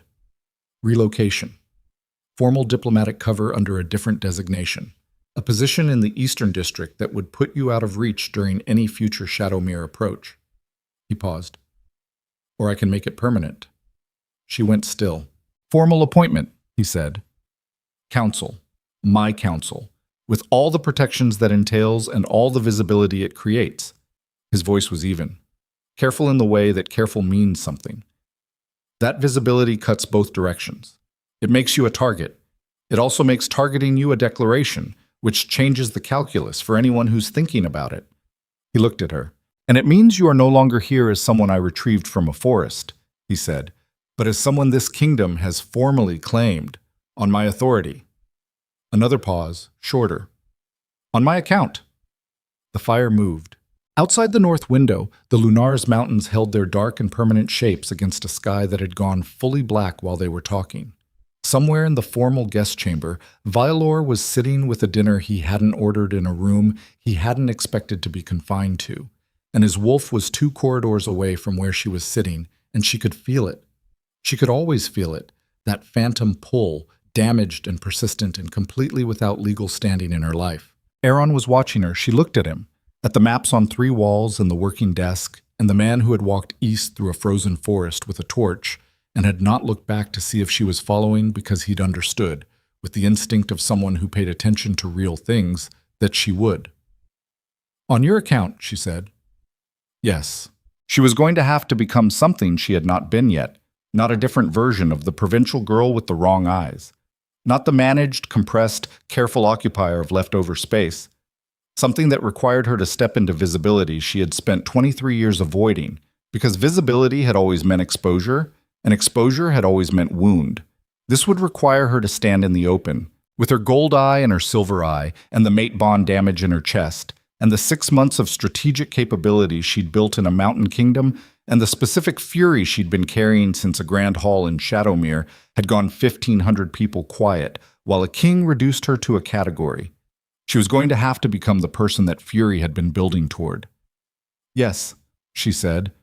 Aaron nodded once. He reached into the desk and produced a formal document she understood he had already prepared, had been prepared perhaps for some time, waiting for the right moment or for her to be ready for it. And he set it on the desk between them. And from the formal guest chamber, somewhere in the stone corridors of Verath, King Vaelor of Shadowmere received a message that had been delivered to his door with Lunaris's formal seal. The message was 2 sentences. It read, "Effective immediately, Ysara of the Council of Lunaris holds formal appointment under the crown. Any action taken against a member of this council will be considered an action taken against this kingdom." He read it once. He read it again. And for the first time in his life, in a guest room in another king's house, with the documentation of his own failed strategy sitting returned and useless on a table beside his untouched dinner, Vaelor of Shadowmere understood with total and devastating clarity that the window, the narrow, specific window in which he could have fixed what he'd broken, had just closed, not locked, sealed, from the inside, by her hand. Vaelor left Verath at dawn. No formal departure ceremony. No extended negotiation. He came to the courtyard with his aide and his 6 riders and the particular compressed posture of a man who has recalculated everything overnight and arrived at conclusions he is not ready to speak aloud. And Aaron met him there with the full correctness of a hosting king releasing a guest, which was its own kind of precision, every courtesy extended, nothing warm underneath it. Ysara did not go to the courtyard. She watched from the same window she'd used on arrival, 3 floors up, morning light now instead of afternoon, and she watched Vaelor mount and watched the delegation move through the gate and watched until the Shadowmere colors disappeared around the first curve of the mountain road. Her wolf registered the increasing distance with the specific ache of something that had been calibrated to a frequency now moving out of range. She let it ache. She had learned that fighting the phantom pull cost more than acknowledging it and moving through, the way you move through cold water. Not fighting the temperature, but not stopping either, just keeping your body moving until you're on the other side. She turned from the window and went to work. The 3 months that followed were the most demanding of her life, and also, in a way she was still learning to articulate, the most clarifying. Formal appointment changed the texture of everything. Not dramatically, not overnight. It was not the sudden transformation of a title producing a new person. It was more granular than that. It was the specific experience of being required consistently and publicly to occupy a space that had been formally designated as hers, and discovering that the muscles required for that occupation had been developing for 6 months without her knowing they were being built. She ran point on the Eastern District Water Rights Resolution. 3 weeks of documentation review, 2 rounds of council debate, One trip to the eastern villages that Aaron insisted on and that she had initially argued against on efficiency grounds and had been wrong to argue against, because what she found in those villages, the specific way people talked about the river, the particular anxiety of communities whose access to something foundational was being litigated in rooms they'd never see, rewrote several of her analytical assumptions in ways that improved every decision that came after. She drafted the resolution framework. Sarah reviewed it, made 4 substantive edits, and told her it was the clearest land rights document she'd processed in 11 years of council work. The framework was ratified. The Eastern District stabilized. The 4 villages kept their water access. She moved on to a border trade dispute with the Kingdom of Aethon, then a succession question in one of Lunaris's allied territories that required the kind of political navigation that looked simple from outside and was a maze from inside. She made mistakes. She made them fast enough that they could be corrected before they compounded. And she learned from each of them with the specific hunger of someone who understands that mistakes are information, and information is the only real currency. Aaron watched all of this. Not supervising, watching, which was different. The way you watch something that is doing what it was always capable of doing, with the particular attention of someone who is both glad to see it and unsurprised. Between them, something was developing that neither of them had named yet, because naming it would require a conversation that existed in a category separate from council work, and they had both been moving carefully around that category with the specific attention of people who understand that some doors, once opened, cannot be walked back through. She noticed when he entered a room. She had always noticed. From that first night in the forest, her wolf had registered him with the specific attentiveness of something that understood he was not neutral. But what she noticed had changed in character over the months. It was less the animal awareness of her wolf orienting to a safe presence and more, something she didn't have a clean word for. The particular awareness of a person who has become essential to the way you think through hard problems, whose absence from a conversation you feel like a missing instrument. She did not examine this carefully. She examined it just enough to know it was there, and then attended to her work, because her work was real and demanding and gave her sufficient material to occupy a mind that might otherwise have spent too long on the uncharted territory. The letter arrived on a Tuesday. It came through formal diplomatic channels, which meant it arrived with a seal and a courier and the full weight of official correspondence between kingdoms, and it sat on Aaron's desk for approximately 40 minutes before he sent for her, which was long enough that she understood, when she came in and saw his expression, that he had read it more than once. He handed it to her without preamble. She read it. It was from Vaelor's council, not from Vaelor himself, which was the first thing she noted, the political architecture of a communication that was official but personally deniable. It announced, in the formal language of inter-kingdom relations, that Shadowmere would be hosting a royal convocation in 60 days. All allied and neighboring kingdoms were invited to send delegations. King Vaelor of Shadowmere would use the occasion to formally present his intended queen to the assembled courts of the realm. The intended queen was named Lady Cressida of the Vane dynasty. Old money, old name, old bloodline. Everything a king who needed to demonstrate the soundness of his judgment would select, after a very public demonstration of the opposite. At the bottom of the letter, in the specific placement of something intended to be noticed, a line noting that Lunaris, as a neighboring kingdom with active treaty relationships, was specifically invited, and that King Aaron's delegation was expected. His delegation. The plural was precise. Ysara set the letter down. "He's doing it right," she said. Her voice was even. It cost her something to keep it even, but the cost was manageable. Formally. Publicly. The convocation is the right venue. Every relevant court in attendance, maximum witness count, maximum legitimacy. She looked at the letter. He's reclaiming the narrative. Yes, the intended queen is the sound choice. She'll read as the correction. The thing he should have chosen the first time by conventional standards. She paused. He's going to walk into that hall with her, and the 1,500 people who were there the first time are going to see the contrast and call it wisdom. And the invitation specifies my delegation, Aaron said. Yes. Which means he knows you would be part of it. Yes. Aaron looked at her. Do you want to go? She thought about it honestly, which took longer than she wanted it to.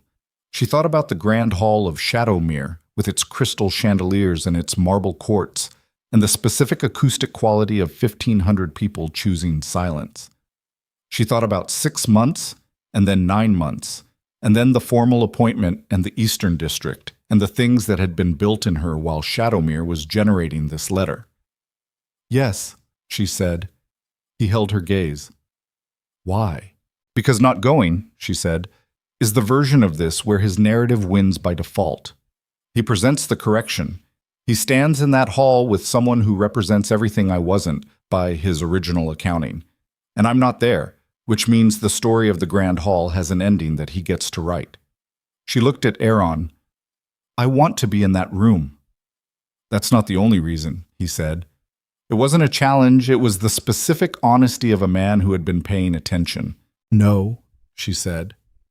"It isn't." He nodded once, the nod of a man accepting the full weight of what has not been said along with what has. "We accept the invitation," he said, formally, with full delegation. He picked up the letter. "And we go to Shadowmere." The preparation took the full 60 days, which was intentional. Ysara threw herself into it the way she threw herself into all work that mattered, completely, with the particular focus of someone who understands that the details are where everything is actually decided. She studied every active treaty between Lunaris and Shadowmere. She mapped every relationship in the Shadowmere court that had changed in the 9 months since the gathering. She built a picture of Lady Cressida, not the social picture, the strategic one, the woman behind the dynasty name, what she wanted, and what she understood and what she would do with the position she was about to publicly receive. Cressida was, Ysara concluded, sharper than the vain name suggested. She had managed her family's Eastern interests for 3 years, following her father's illness. She understood land law, and she understood political theater, and she was not going to be easy to navigate if it came to direct interaction. Good.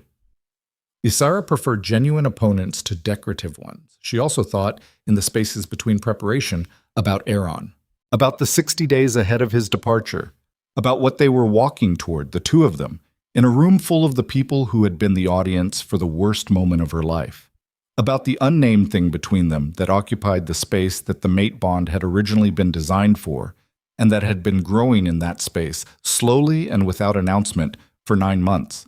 She thought about what it would mean to walk into that hall with him beside her. She thought about what it would mean to walk out of it. On the eve of departure, she went to his private study. Not summoned, she went. He was at the desk. Working, because he was always working.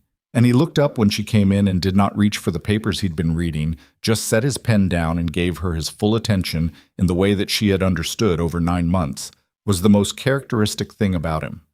He was never partially present. When he was with you, he was with you. "Tomorrow," she said. Yes. She looked at the maps on the 3 walls, the Eastern District, the Ethon border.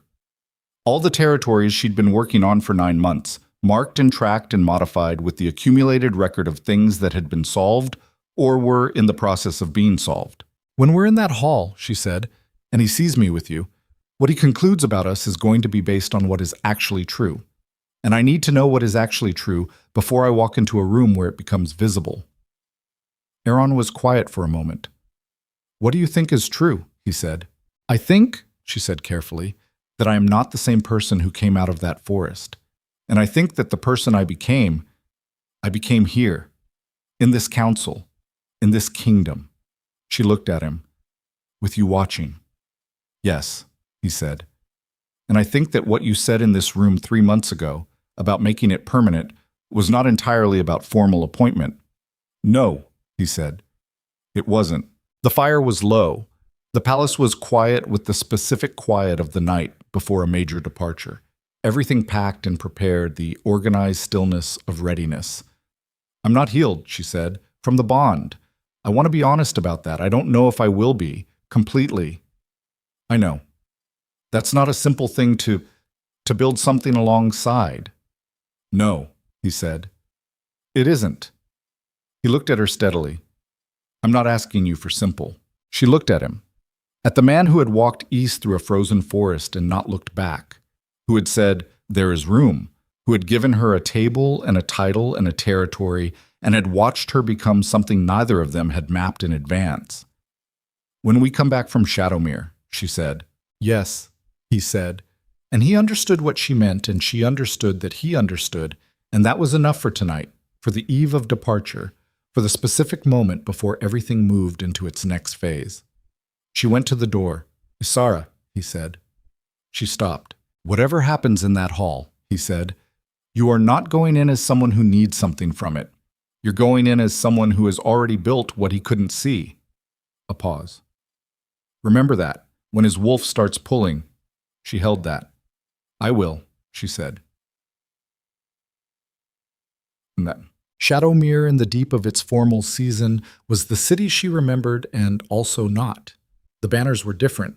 Convocation colors alongside the kingdom's standard, gold and ivory, layered over the black and silver, the specific visual language of an occasion designed to look important because it was. The crowds along the causeway were thicker than they'd been 9 months ago. The energy was different too. Less the competitive ambition of the grand gathering, more the particular excitement of a court that has been told it is about to witness something historically significant. The presentation of Vaelor's future queen, the formalization of a choice that would define his reign. Ysara rode into the capital of Shadowmere beside Aeron with the full Lunaris delegation behind them. 12 riders, formal colors, the organized precision of a kingdom that took its diplomatic presence seriously. And she kept her chin level and her shoulders back and her gold eye and her silver eye visible, because she was done looking at the ground in cities that hadn't been built for her. She watched people watch her. Some of them recognized her. She could see it, the particular moment when a face that had been processing the delegation as a collective unit resolved her individually, and the recognition crossed the eyes, and something shifted. Not always shame, not always discomfort, but the specific reaction of people who had been in a room 9 months ago and were looking at the same woman and finding, to their considerable surprise, that the woman was considerably different. She was not. She had always been this. They simply hadn't looked. The formal reception was in the Grand Hall.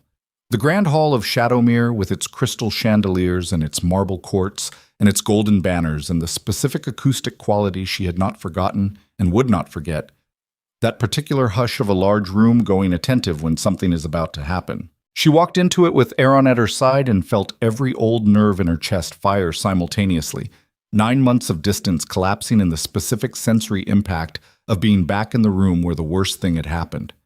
She felt her wolf register it, felt the phantom pull clarify and sharpen the way it always did when she was geographically close to what had rejected it.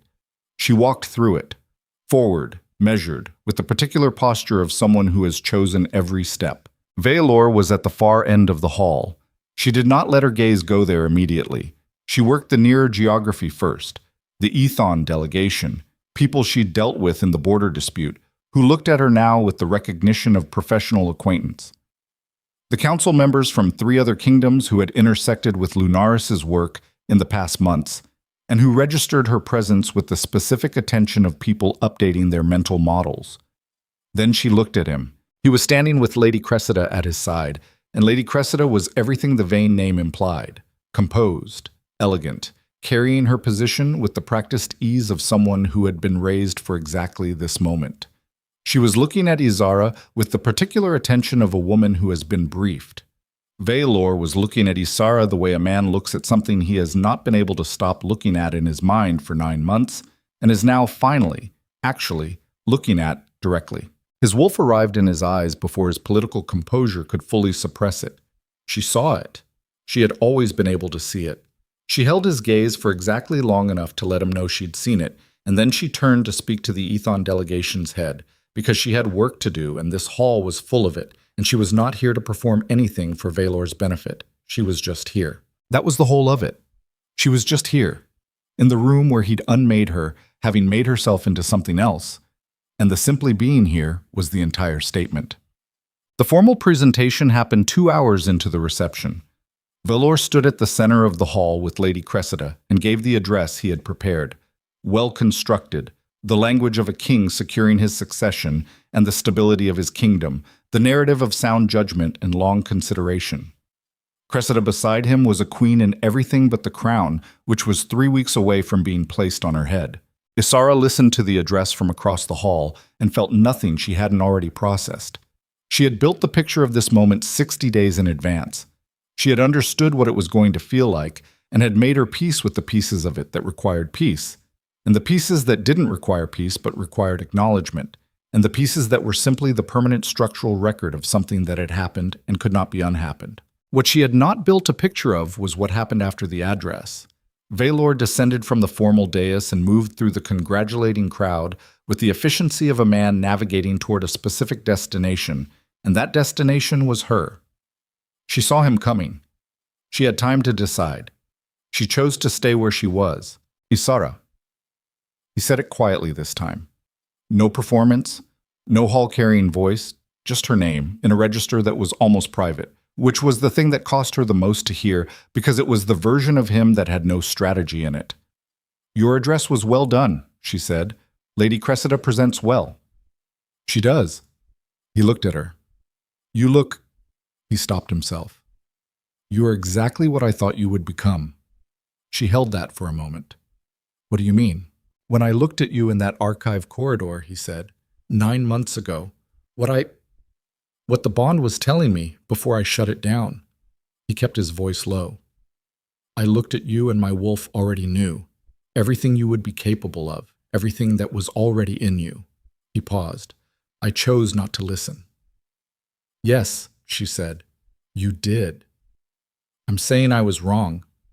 I know you were wrong. Ysara, Vaelor. She said it with the same flatness she'd used in the corridor. Not cruelty. Something more precise than cruelty. You were wrong. And your wolf has been telling you that for 9 months, in a language you are apparently only now learning to translate. And that is real. I am not going to tell you it isn't. She looked at him directly. But being wrong, even being genuinely sorry about it, is not the same as being owed a second opportunity.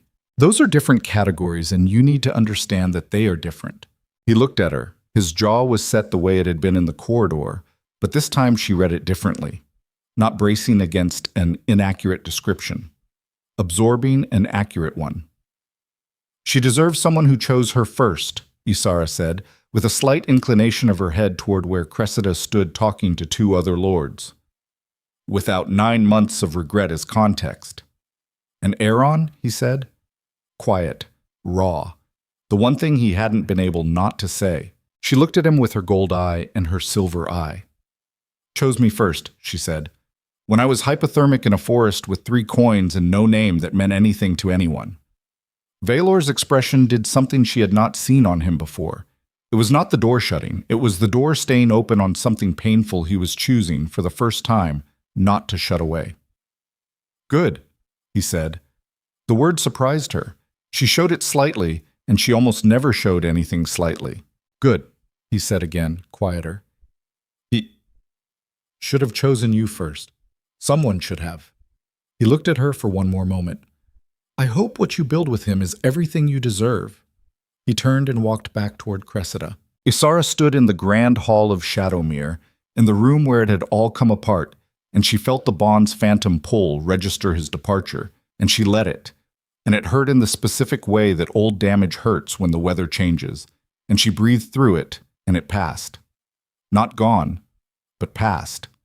She found Aaron at the edge of the hall, and she stood beside him, and he looked at her once, quietly, and did not ask what had been said. He trusted her to carry what was hers. That was the whole of it. That was every difference there was. The announcement came at the 3rd hour. Not from the hall's formal proceedings, from outside.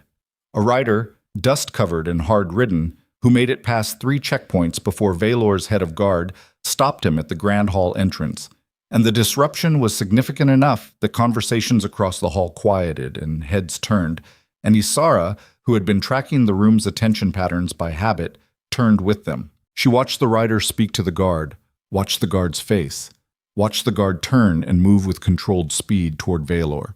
Aaron was already reading it. Border activity, he said, low. East or north? From the rider's direction and how far he's ridden. North. Vaelor received the message. She watched him read it, watched the political composure he had spent 29 years constructing do its work.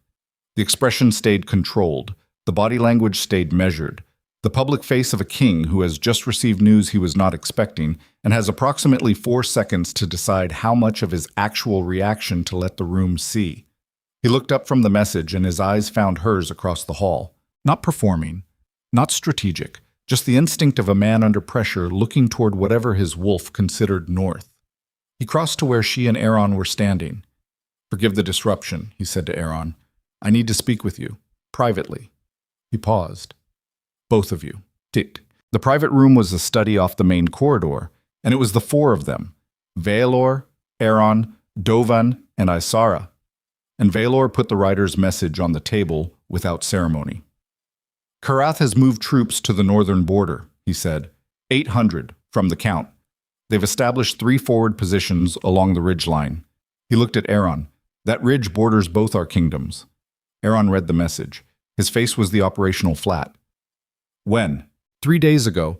My border captain sent a rider immediately."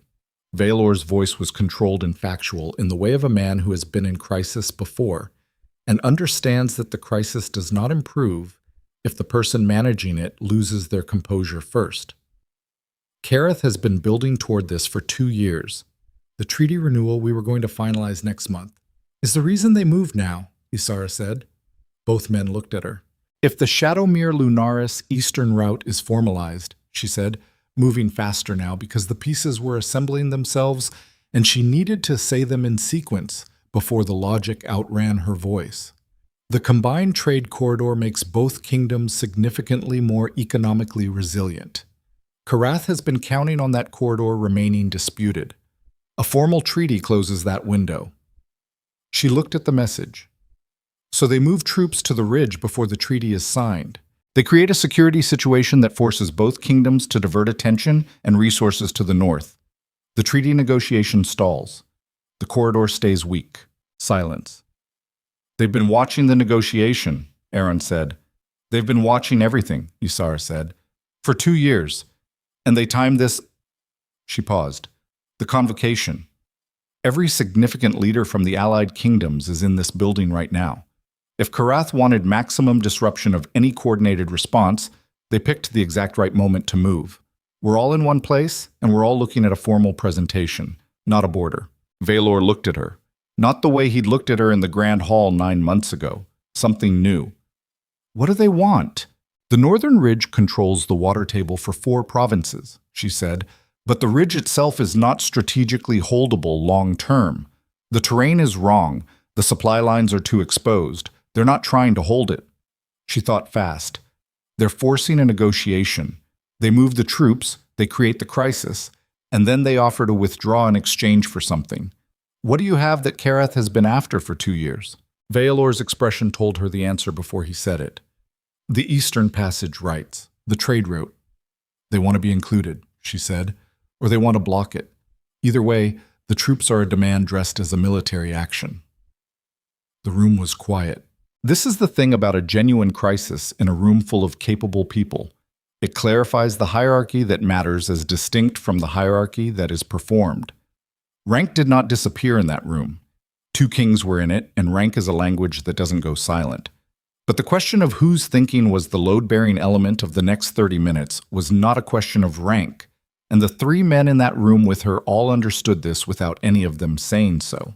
"If they want the route," Aaron said, "there are terms under which inclusion is better than exclusion." "Yes," Ysara said, "but not these terms, not under military pressure. You can't negotiate from this position without establishing first that the troops move back. Non-negotiable. Everything after that is conversation." "They won't move the troops without something in exchange," Vaelor said. "Then give them something that costs you nothing but looks like it costs you something," she said. "A seat at the Spring Trade Council. Observer status. It's not access, it's the appearance of access. And what Kareth actually needs right now is to be able to go home and tell their own internal factions that the pressure worked and they got something." Vaelor looked at Aaron. Aaron looked at Ysara. "Draw it up," Aaron said to her. "The terms. We need something on paper before midnight." "I need a scribe and the current Karath trade framework documents," she said. Vaelor gestured to the door. His own aide appeared in 11 seconds. which was the specific response time of a man who has learned that his king's summons has a short fuse. "Get her what she needs," Vaelor said. The aide looked at Ysara. "The Karath treaty file," she said. "Everything from the last 7 years, and someone who can write fast." She worked for 4 hours. Not alone. Dovan was there, and 2 of Vaelor's senior council members who had been pulled from the convocation's dinner, and a scribe who could in fact write fast. They argued through 3 versions of the term's framework, with Ysara pushing and the council members pushing back, and Dovan providing the military assessment of what positions were actually defensible and what was theater, and by the 3rd hour they had something that was real. Aaron reviewed it, made 2 changes. Vaelor reviewed it, made 1. The final document was 4 pages and would need a formal courier and a formal response, but it was the shape of something that could end an 800-man standoff without anyone having to fire a crossbow. It was the shape, specifically, of something she had built. Ysara sat back in her chair at the end of it, with ink on 3 fingers and her throat dry from talking, and the specific exhaustion of 4 hours of concentrated strategic work, on top of a day that had already contained a convocation reception and a conversation with the man who had rejected her and a crisis announcement. Vaelor stood across the table. He looked at the document. He looked at her. 9 months ago, he said, and the room was quiet enough that the council members heard it and made the choice to give the sentence its space. "I stood in a hall in this building, and I told you that you were not what this crown required." He looked at her steadily. "I need you to understand that I understand now exactly how wrong I was." "I understand that you understand," she said. Her voice was even. Not warm, not cold. True. "And I understand," he said, "that it doesn't change anything." "No," she said, "it doesn't." He nodded. The nod of a man who has said the thing he needed to say and is not asking for it to be answered differently. "Then I'll tell you this instead." He looked at the document. "What you built tonight will hold the northern border. And what you have built in Lunaris for 9 months is the kind of work that this—" He stopped. "The kind of work that changes a kingdom." He picked up the document. He walked out. Ysara sat at the table in a private study in Shadowmere with ink on 3 fingers, and the particular feeling of a person who has stood in the place that broke them and found the ground solid under their feet. Aaron was standing at the window. He had been standing there for the last hour of the work, present but peripheral, letting her run the room the way he always let her run the room when it was her room to run. He turned when Vaelor left. He looked at her. "You know," he said, "when I found you in that forest, I thought I was making a decision about the next 3 days." His voice was quiet. "I have been wrong about a great many things in my life. That is among the most interesting of them." She looked at him. "We should brief the other delegations." "Yes." "And send the courier to the Karath border captain tonight." "Yes." "And then," she said, "we should go home." Something in Aaron's expression shifted, subtle and total, the way a landscape shifts when the light changes. He looked at her, and she looked at him, and in the grand hall of Shadowmere, where the convocation was still turning over the evening's disruptions, the formal announcement of a convocation interrupted by a border crisis had already begun circulating. And somewhere in that hall, Vaelor was managing his kingdom with the document she'd written and the crisis she'd mapped. And somewhere to the north, 800 Karath soldiers were standing on a ridge, not yet knowing that the woman who'd unmade their strategy hadn't slept in 20 hours and had ink on 3 fingers and was looking at the man who had chosen her first and saying, "Home." The door opened. Dovan came in fast, and his face had the specific quality of a face that has received information requiring immediate delivery. "What?" Aaron said. "The Karath troops," Dovan said. "The riders' count was wrong." Ysara went still. "It's not 800, Dovan said. "The border captain's second report just came through. He miscounted in the dark." He looked at them both. "It's 2,000, and they're not holding position on the ridge." He held out the second message. "They're moving south." The room's temperature changed. 2,000 troops moving south was not a demand dressed as a military action. It was an invasion. Ysara looked at the document on the table.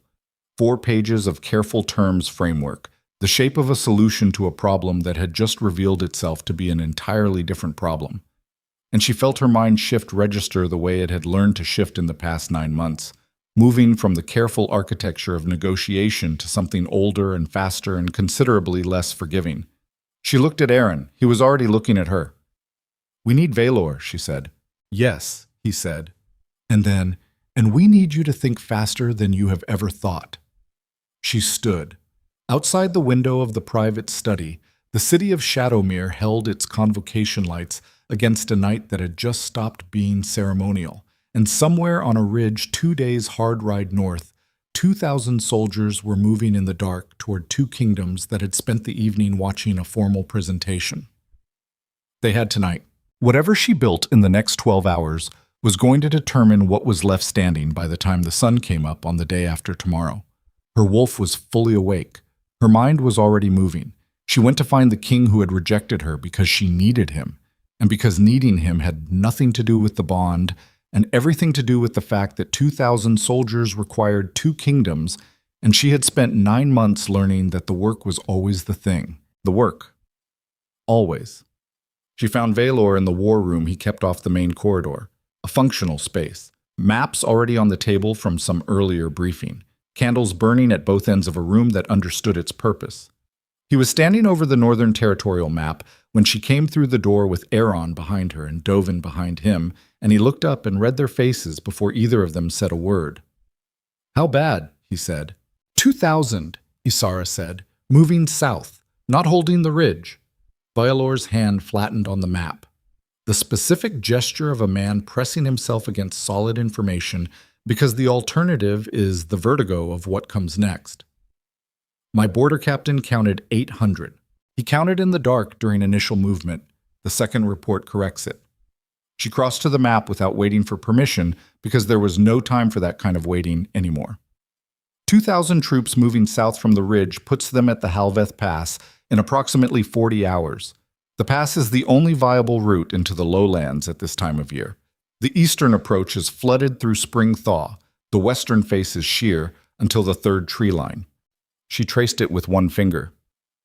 Whoever is commanding this knows the terrain. They timed the movement for the convocation deliberately, which means they had someone inside the guest list or the planning, someone who knew the exact window. 2,000 soldiers don't move on 48 hours of planning, Aaron said. He was looking at the map with the operational flatness she knew meant he was running numbers. This has been staged for weeks. The convocation date was announced 6 weeks ago. 6 weeks to position and supply 2,000 troops in mountain terrain in late winter, Vaelor said. He was doing the same calculation. Someone committed resources to this before the announcement, before the invitation went out. Before, Ysara said, which means this was never about the trade route. Both men looked at her. The trade route is real, she said. The Karath interest in the eastern corridor is real. But that is not what 2,000 troops moving south is. That is a land grab staged to look like a pressure tactic, designed to be misread as negotiation until the troops are already through the pass. She looked at the map. The Halveth lowlands. If they get through the pass, they control the agricultural basin for 3 provinces. Winter stores, spring planting. This isn't a border dispute. She paused. This is a food supply seizure. The room went very quiet. There is a particular silence that falls when the actual shape of a crisis becomes visible. When the thing you thought you were managing reveals itself to be the decoy and the real threat surfaces beneath it. It is not panic. Panic is loud. This silence was the specific hush of 3 people rapidly rebuilding their entire threat model from the ground up, discarding the afternoon's careful framework, accepting that the work they'd done in the last 4 hours was not wasted, but was also not sufficient. How many men do you have within a day's ride? Ysara asked Vaelor. 1,200. Maybe 14 if I pull the eastern garrison. Aaron?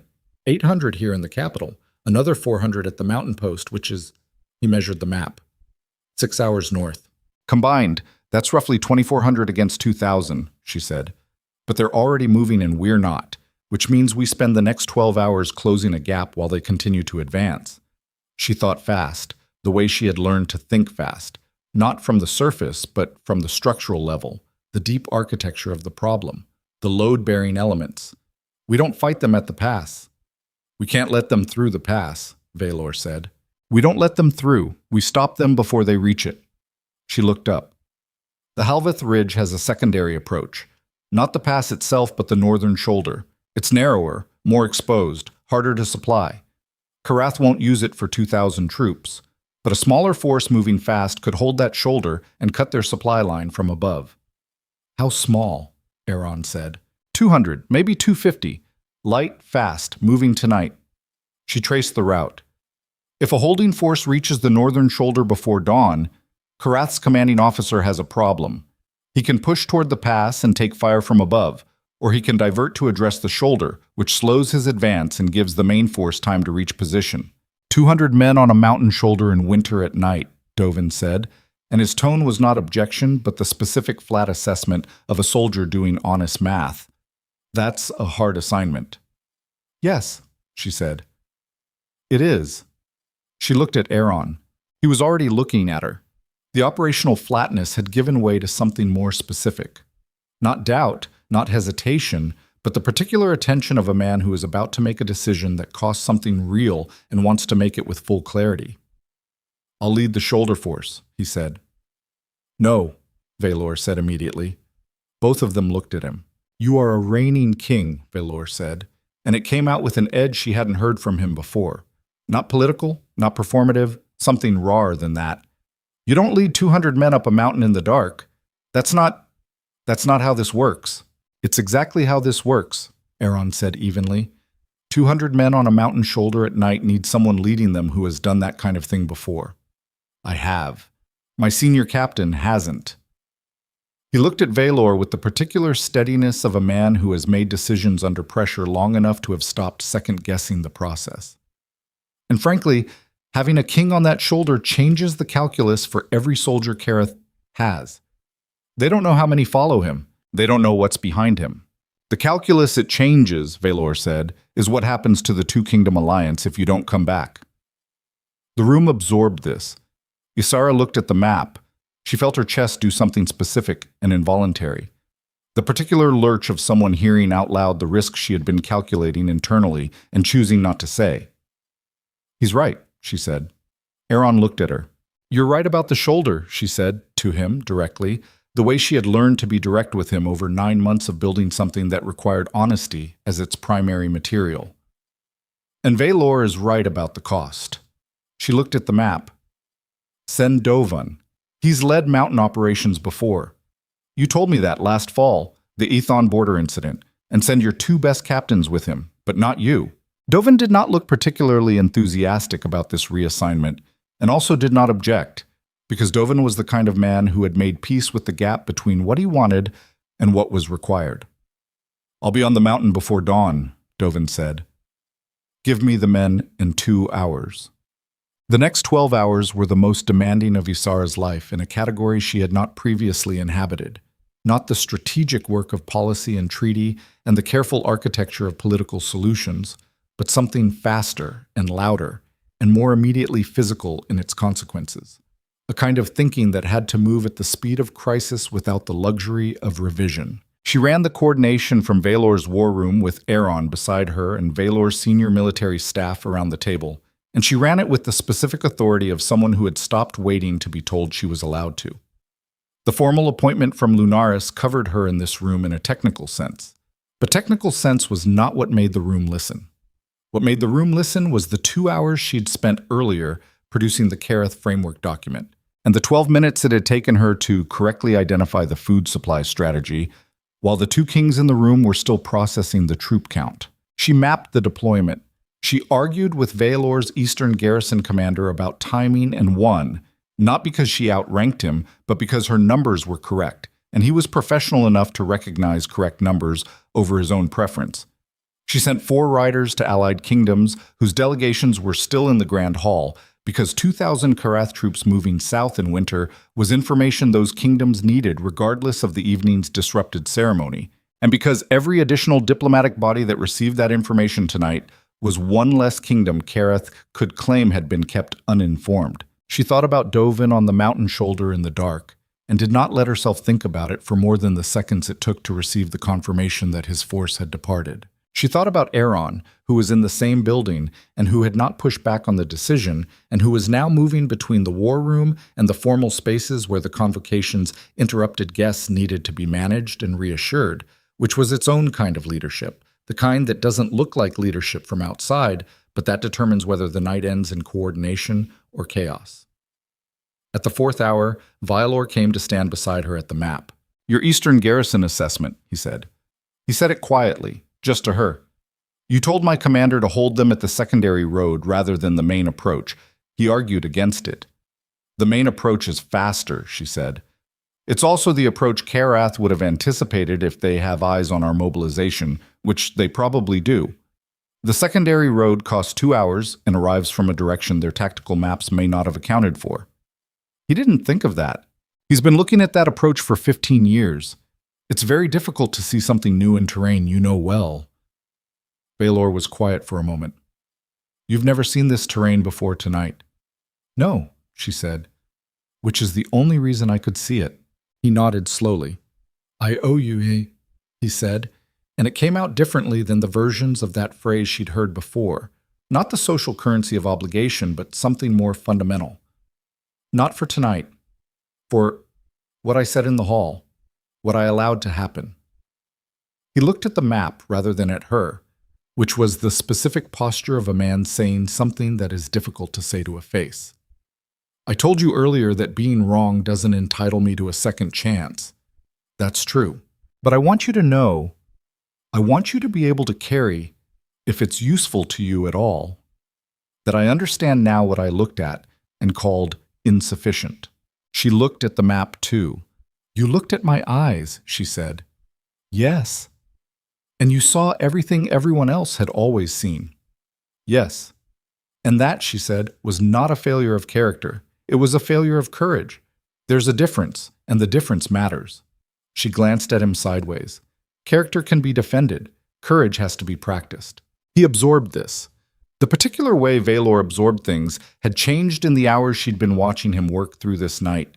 The rigidity she'd catalogued in the grand hall, the precision that had functioned as armor, was still there but sitting differently on him, like something that had been recalibrated under pressure to a slightly looser tolerance.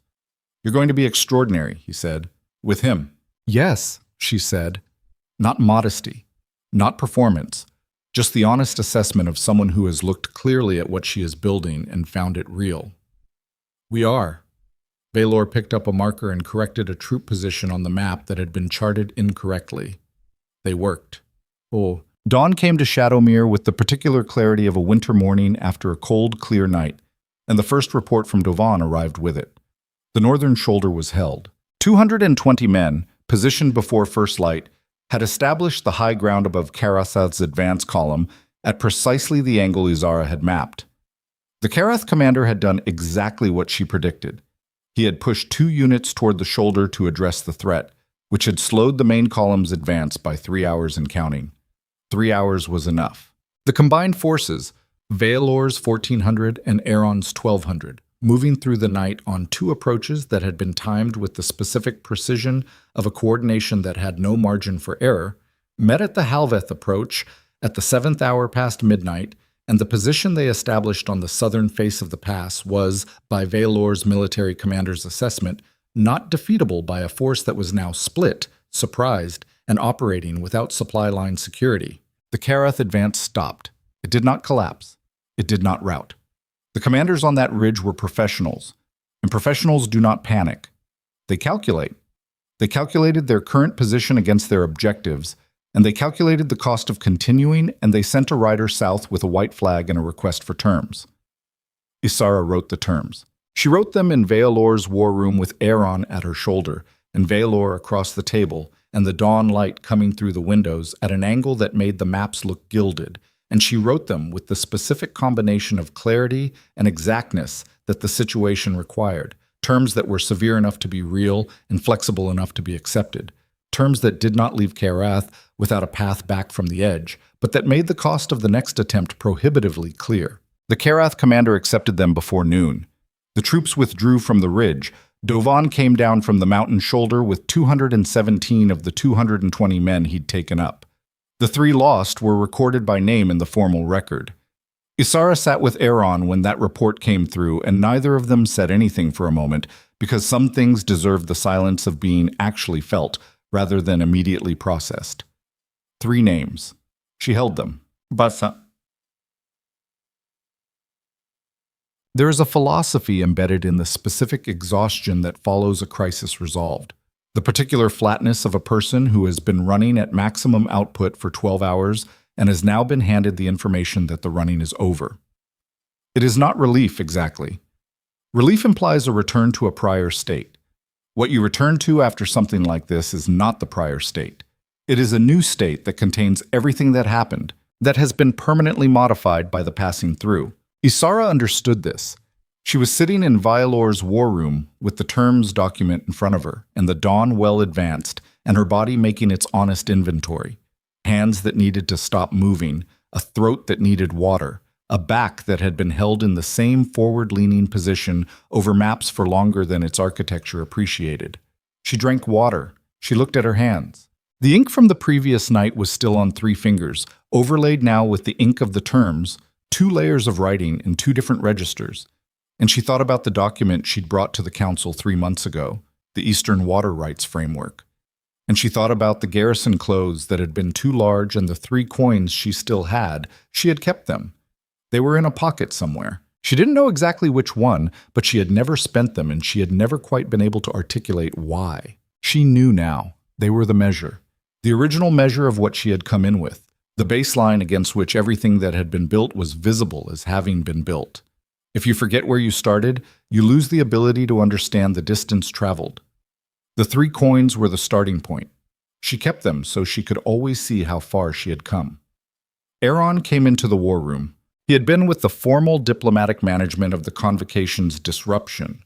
The Allied delegations needed to be briefed on the resolution, the communications to their home kingdoms drafted, the narrative of a crisis intercepted and resolved established before the less accurate versions began circulating. He did this work with the same quality he brought to all work, completely, without theater. He looked at her when he came in. She looked back. They were both very tired. It was visible on them in the specific ways that genuine exhaustion is visible. Not collapse, not incapacitation, but the slight softening of the edges of things. The particular quality of a person who has stopped performing and is now simply present. It held, he said. Yes. Your terms. Our terms. You changed 2 clauses. The 2 clauses that needed changing. He crossed to where she was sitting and sat down. Not across the table, but beside her, which was a choice with its own meaning, close enough that their shoulders were almost in contact. He looked at the document. The Eastern Corridor provision was right. Karath gets observer status for the Spring Trade Council. Not access. Appearance of access. Yes. They'll accept it as a win. For their internal factions, yes. And in 6 months, if they want to be at the actual table, they'll need to earn that separately. She looked at the document. But that's a 6 months problem. Yes, he said. It is. They sat with the morning. Outside the war room windows, Shadowmere was waking into a day that was going to be historically significant, regardless of how it looked from street level. A convocation disrupted by a border crisis resolved in 12 hours, 2 kingdoms coordinating a military response with a precision that would be analyzed by other courts for years. The specific diplomatic outcome of a terms document produced under pressure that had ended a potential war before it fully started. None of that was visible from street level. From street level, it was just another cold morning in the capital. Market stalls opening, smoke from chimneys, the ordinary machinery of a city continuing its business. She loved that about cities, the way the ordinary ran underneath the historic without knowing it. I want to go home, she said. Yes, he said. We leave this afternoon, if you're ready. She looked at him. I'm ready. He held her gaze, and then he said the thing he had been not saying for 9 months, with the specific patience of a man who understood that some things cannot be rushed into without damaging what they're supposed to build. When we get back, he said, there are things I want to say to you that I haven't said yet. I know, she said. I wasn't sure you knew. I've known for a while. She looked at the ink on her fingers. I've been waiting for the right time. Is the right time? After we sleep, she said. And after the Eastern District report that's been sitting on my desk for 3 days, and after she stopped, looked at him, let the actual feeling of the moment arrive without managing it, which was something she was still learning, the specific vulnerability of allowing the real thing to be real without immediately putting it in a framework. After we're home, in Verath, with the maps on the walls and the working desk, she paused. There.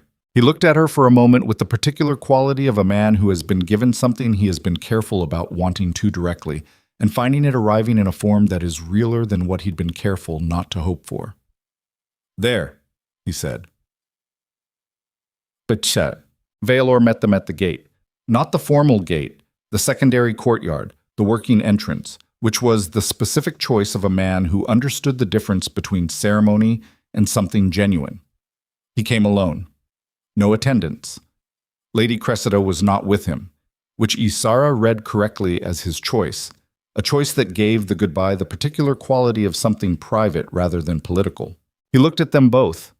At Aeron first, the direct regard of one king for another after a shared crisis, which has its own language.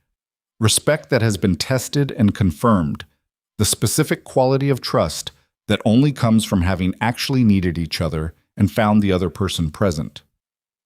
The shoulder position was yours, Vaelor said to Aeron. The terms were hers, Aeron said. Vaelor looked at her. Something in his expression that had been working to resolve itself for 9 months had finally done it. Not into peace exactly, not into the clean resolution that stories sometimes offer people who have done damage, but into something more honest than that. The specific clarity of a man who has stopped arguing with his own record and started working with it. I'm going to do better, he said to her. Not a request for acknowledgement, a statement. The particular kind that a person makes to themselves as much as to the listener. I know, she said. Cressida is sharp. She'll require it. Something moved at the corner of his mouth, almost a smile. She already does. Good. Ysara looked at him, at the face she had feared and resented and spent 9 months building something stronger than, and found it now simply a face, a complicated man's face with the record of a bad decision in it and the beginning of something better. Then you'll be fine, she offered her hand. He looked at it. Then he took it. Not the political handshake of two counterparts, but the direct, firm grip of two people acknowledging something real between them without pretending it was more than it was or less. He let go. Aeron and Vaelor held each other's gaze for one more moment in the working language of two kings who have decided, without signing anything or saying it directly, that the future is going to look different than the past. Then the Lunaris delegation mounted, and Ysara put her foot in the stirrup and swung up, and the horse moved north through the gate and into the city that had held her worst night and her most complete vindication in the same marble walls, and she did not look back. She did not need to. They rode for 3 days. The mountain road back to Verath was the same road they had ridden down 60 days earlier, but riding north was different from riding south. In the specific way that all returns are different from all departures. You carry more on the return, the weight of what happened in between, and the landscape reads differently when you are moving towards something rather than away. She rode beside Aeron most of the way, not always talking, sometimes just moving through the mountain country together with the particular ease of two people who have learned that silence between them is not absence but a kind of presence. The presence of two people who no longer need to fill all available space with words to confirm that something is there. On the second day, they stopped at a ridge that opened west over a valley that was still half in winter shadow and half in the particular thin gold of late afternoon at altitude, and the horses needed water and Dovan needed to check a supply strap that had been working loose since morning, and Ysara stood at the edge of the ridge and looked at the valley below. Aeron came to stand beside her. Tell me something, she said. Anything. The night in the forest, she said. When you found me, you came east specifically. You weren't just moving through. He was quiet for a moment. No. You'd heard the tracking horn. Yes. Shadowmere signal moving north. I knew a border crossing had happened. I followed the horn's direction. You didn't know it was me. No. So you followed a Shadowmere tracking horn into a forest in winter because someone was being tracked, he said. And the tracking horn pattern told me it was a single person moving fast on foot. And a single person moving fast on foot ahead of a shadow mirror tracking detail in the dark in winter is either someone who did something or something was done to. He looked at the valley. I've never found it difficult to tell which is which. She looked at him. You found me, and you looked at my wolf, and you saw something had been done to. Yes, even before you knew about the bond or the gathering or any of it. Yes. She looked at the valley for a long moment, at the shadow moving across it as the sun descended, at the specific beauty of a landscape that did not care about the history of the people looking at it and was therefore entirely available to them. I kept the 3 coins, she said. He glanced at her, glanced at Matt. From when I came, 3 coins in a pocket. That's all I had. I've kept them. She reached into her coat and found the pocket and put the 3 coins in her palm and held them out so he could see. Small, worn provincial mint, the kind of coin that didn't circulate in capitals. I kept them because I needed to be able to see where I started. He looked at the coins in her palm. Ysara, he said, I'm not the same person you found in that forest, she said. I need you to know that I know that. I know exactly who I was then and exactly who I am now, and I know the distance between them. She closed her hand around the coins. I built that distance. In Lunaris, in your council, in your maps room. She looked at him. With you watching. Yes, he said. And I need to know, she said. And this was the part that cost her the most. The specific vulnerability of a person who has been rebuilt, asking someone else to confirm the reconstruction. That what you see when you look at me is the person I became, not the person you found. He turned to face her fully. When I look at you, he said, and his voice had the specific quality of a man choosing each word, not because he is searching for the right one, but because all of them are real, and he wants to give them their proper weight. I see someone who rewrote every assumption I had about what a person can become in 9 months when the right conditions are present. He paused. I see someone who just wrote the terms that stopped a war in a room full of exhausted men while running on 20 hours without sleep. Another pause. And I see someone standing on a mountain ridge holding 3 coins who has not yet figured out that I stopped watching a while ago. She looked at him. I stopped watching, he said, because watching is what you do when you're assessing. I stopped assessing a long time ago. He held her gaze. What I'm doing now is considerably less neutral than watching. The wind moved across the ridge. Below, the valley turned fully gold as the shadow pulled back. She put the 3 coins back in her pocket. Then say it, she said. The thing you've been not saying. I love you, he said. No preamble, no architecture around it. The specific directness of a man who has built an entire kingdom on the principle that honesty, delivered cleanly, is the most durable foundation available. I have loved you since before I had the right to, and I have waited because you needed the time, and I needed to know you were choosing freely and not from the position you were in when I found you. He looked at her steadily. But we are standing on a mountain in Lunaris, and you have the 3 coins and the terms document and 9 months of work that changed this kingdom behind you, and I don't think I need to wait anymore. She looked at his face, the face that had not performed certainty at her, had not offered her a version of strength designed to make her feel managed, the face of a man who had given her a table in a territory and had not required anything in return except, eventually, the same honesty he offered. You don't, she said. She stepped forward and kissed him, there on the ridge, with the Lunaris mountains holding the weight of the sky and the valley below going gold in the afternoon, and dove in finding something very interesting to inspect on the supply strap for considerably longer than any strap required, and it was not the culminating moment of a story that had been building toward exactly this, because real things are never exactly what they were building toward.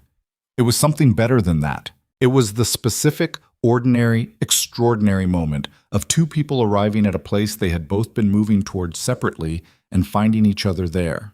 Tatite Kazet. They came home to Verath on a Thursday, which was an ordinary day in the Lunaris capital. Market stalls open, smoke from chimneys, the city going about its business with the uncomplicated momentum of a place that had been well governed long enough to trust its own rhythms. The gates opened.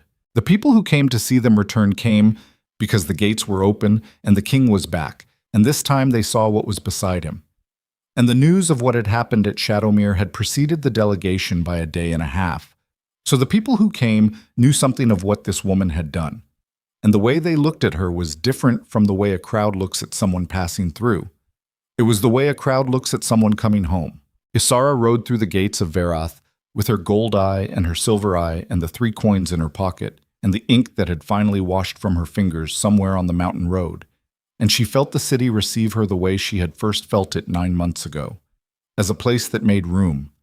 And she understood now that it had not made room because she had earned it yet. It had made room because that was its nature. The earning had come after, and the earning was hers. And both things were true simultaneously, and neither one diminished the other. Erin's hand found hers briefly as they rode through the gate. A second, 2. Then both of them moved on to the business of arrival, because Sarah was there with the accumulated business of a week's absence, and the Eastern District report that had been sitting on Ysara's desk had apparently generated a supplementary report in the interim, and there was work. There was always work. This is the final lesson that every story about power eventually teaches, if it is honest. The crown is not the end of anything. It is not the resolution of the story. It is the beginning of the daily, unglamorous, essential labor of doing something with it. The moment of victory is real, and it should be felt fully because you earned the feeling. But the morning after the moment is when the actual measure of a person reveals itself. Whether they can hold the feeling of having arrived and also, simultaneously, get back to work. Ysara got back to work. She read the Eastern District Supplementary Report that afternoon, made 3 annotations, sent it back to the field officer with 2 additional questions and a timeline for the follow-up survey. She attended the Karath resolution briefing with Aeron's senior counsel the following morning, walked them through the terms architecture, answered the questions with the directness of someone who had written every clause and knew the reasoning behind each one. She started the formal diplomatic record of the Shadowmere convocation crisis, which needed to exist as a document both for historical accuracy and for the specific practical reason that the next time someone attempted a staged military action during a diplomatic gathering, someone needed to have written down what worked. She wrote down what worked. The spring came to Lunaris the way it always came to mountain countries. Slowly at first, in the specific tentative way of warmth returning to a place that has been cold long enough to be cautious about it, and then all at once, the snowpack releasing into the rivers, the lower slopes going green, the quality of the light changing from the thin, sharp clarity of winter to something fuller and less careful with its warmth. The Eastern District water rights held through the first planting season under the new framework. 4 villages kept their access. The fields went in on time.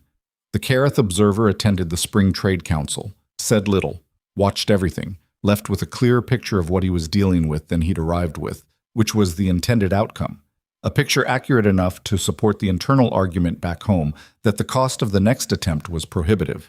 The Shadowmere Lunaris Eastern Route Agreement was finalized in the 4th month of spring, without the missing documents and without the advantageous position Vaelor's delegation had originally planned to negotiate from, but with a framework that was fair and that held because fair frameworks hold in ways that pressured ones don't. Vaelor's letter arrived when the agreement was signed. It was brief and formal in the way that formal documents are when the person who wrote them has something genuine underneath that they are choosing to contain appropriately. He wished the accord well. He noted that the terms were equitable. He closed with one line that was not formal. I look forward to being surprised by what you build next. She read it twice and filed it in the Eastern Accord record and went to find Aeron. Pisham, tete, momnet mat. 1 year after a frozen forest and 3 coins and a tracking horn in the dark, Ysara stood in the map room that was now partly hers. A second desk had been moved in sometime in the winter, positioned at an angle to Aeron's that allowed them to work in the same room simultaneously without requiring constant coordination. The specific spatial arrangement of 2 people who have learned each other's working rhythms well enough to inhabit shared space without collision. She was reading the new Ethon boundary proposal, making notes in the margin. The window was open because spring had made it possible to have the window open, and the mountain air came in with the particular freshness of high altitude in the warm season, and the city below was making its ordinary sounds. Erin came in and set a cup on her desk without interrupting what she was reading. She picked it up without looking away from the document. This is what it looks like. Not the dramatic version, not the moments of crisis and vindication and the high architecture of a life being publicly rebuilt. The actual version, two people in a room, working, the cup placed without ceremony, the thanks implicit in the hand that receives it. The daily accumulation of small choices made well, each one building on the last, each one requiring nothing more than presence and attention and the specific courage of showing up to the work as yourself, fully, without apology for the eyes or the coins or the history or any of it. She finished her annotation. She set the document down. She looked at the map on the wall, the Eastern District, charted and charted again with the accumulated record of everything she'd touched and changed and improved. The Karath border, marked with the terms she'd written. The Shadowmere route, finalized and functional. The mountain shoulder where Dovan had held with 217 men through a winter night. She looked at Aaron. He was reading something at his desk, pen in hand, doing the same work she was doing, the same daily, necessary, real work of governing a kingdom that had been built on something worth building on. He looked up, found her looking. "What?" he said. "Nothing," she said, "just looking." He held her gaze for a moment with the quality she had learned in a year of daily proximity, and still found new things in the look of a man who is not performing attention but giving it, who is not constructing his response before you finish speaking but actually listening, who has made room and keeps making it, every day, not as an act of generosity but as an expression of what he actually is. "Go back to work," he said. "I'm working," she said. You're looking." "I'm doing both." He smiled. A real one, the full version, the one he didn't produce for audiences.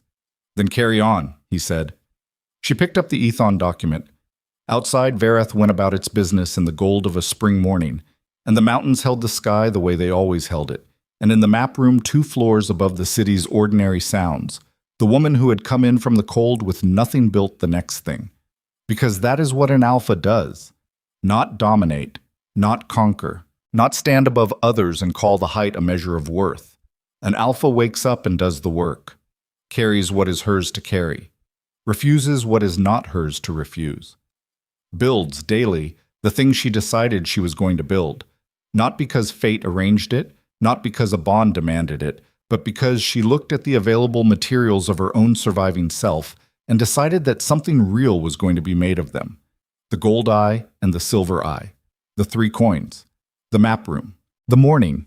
Choose again tomorrow what you chose today, and mean it both times, and that is the whole of it. That is all there ever is.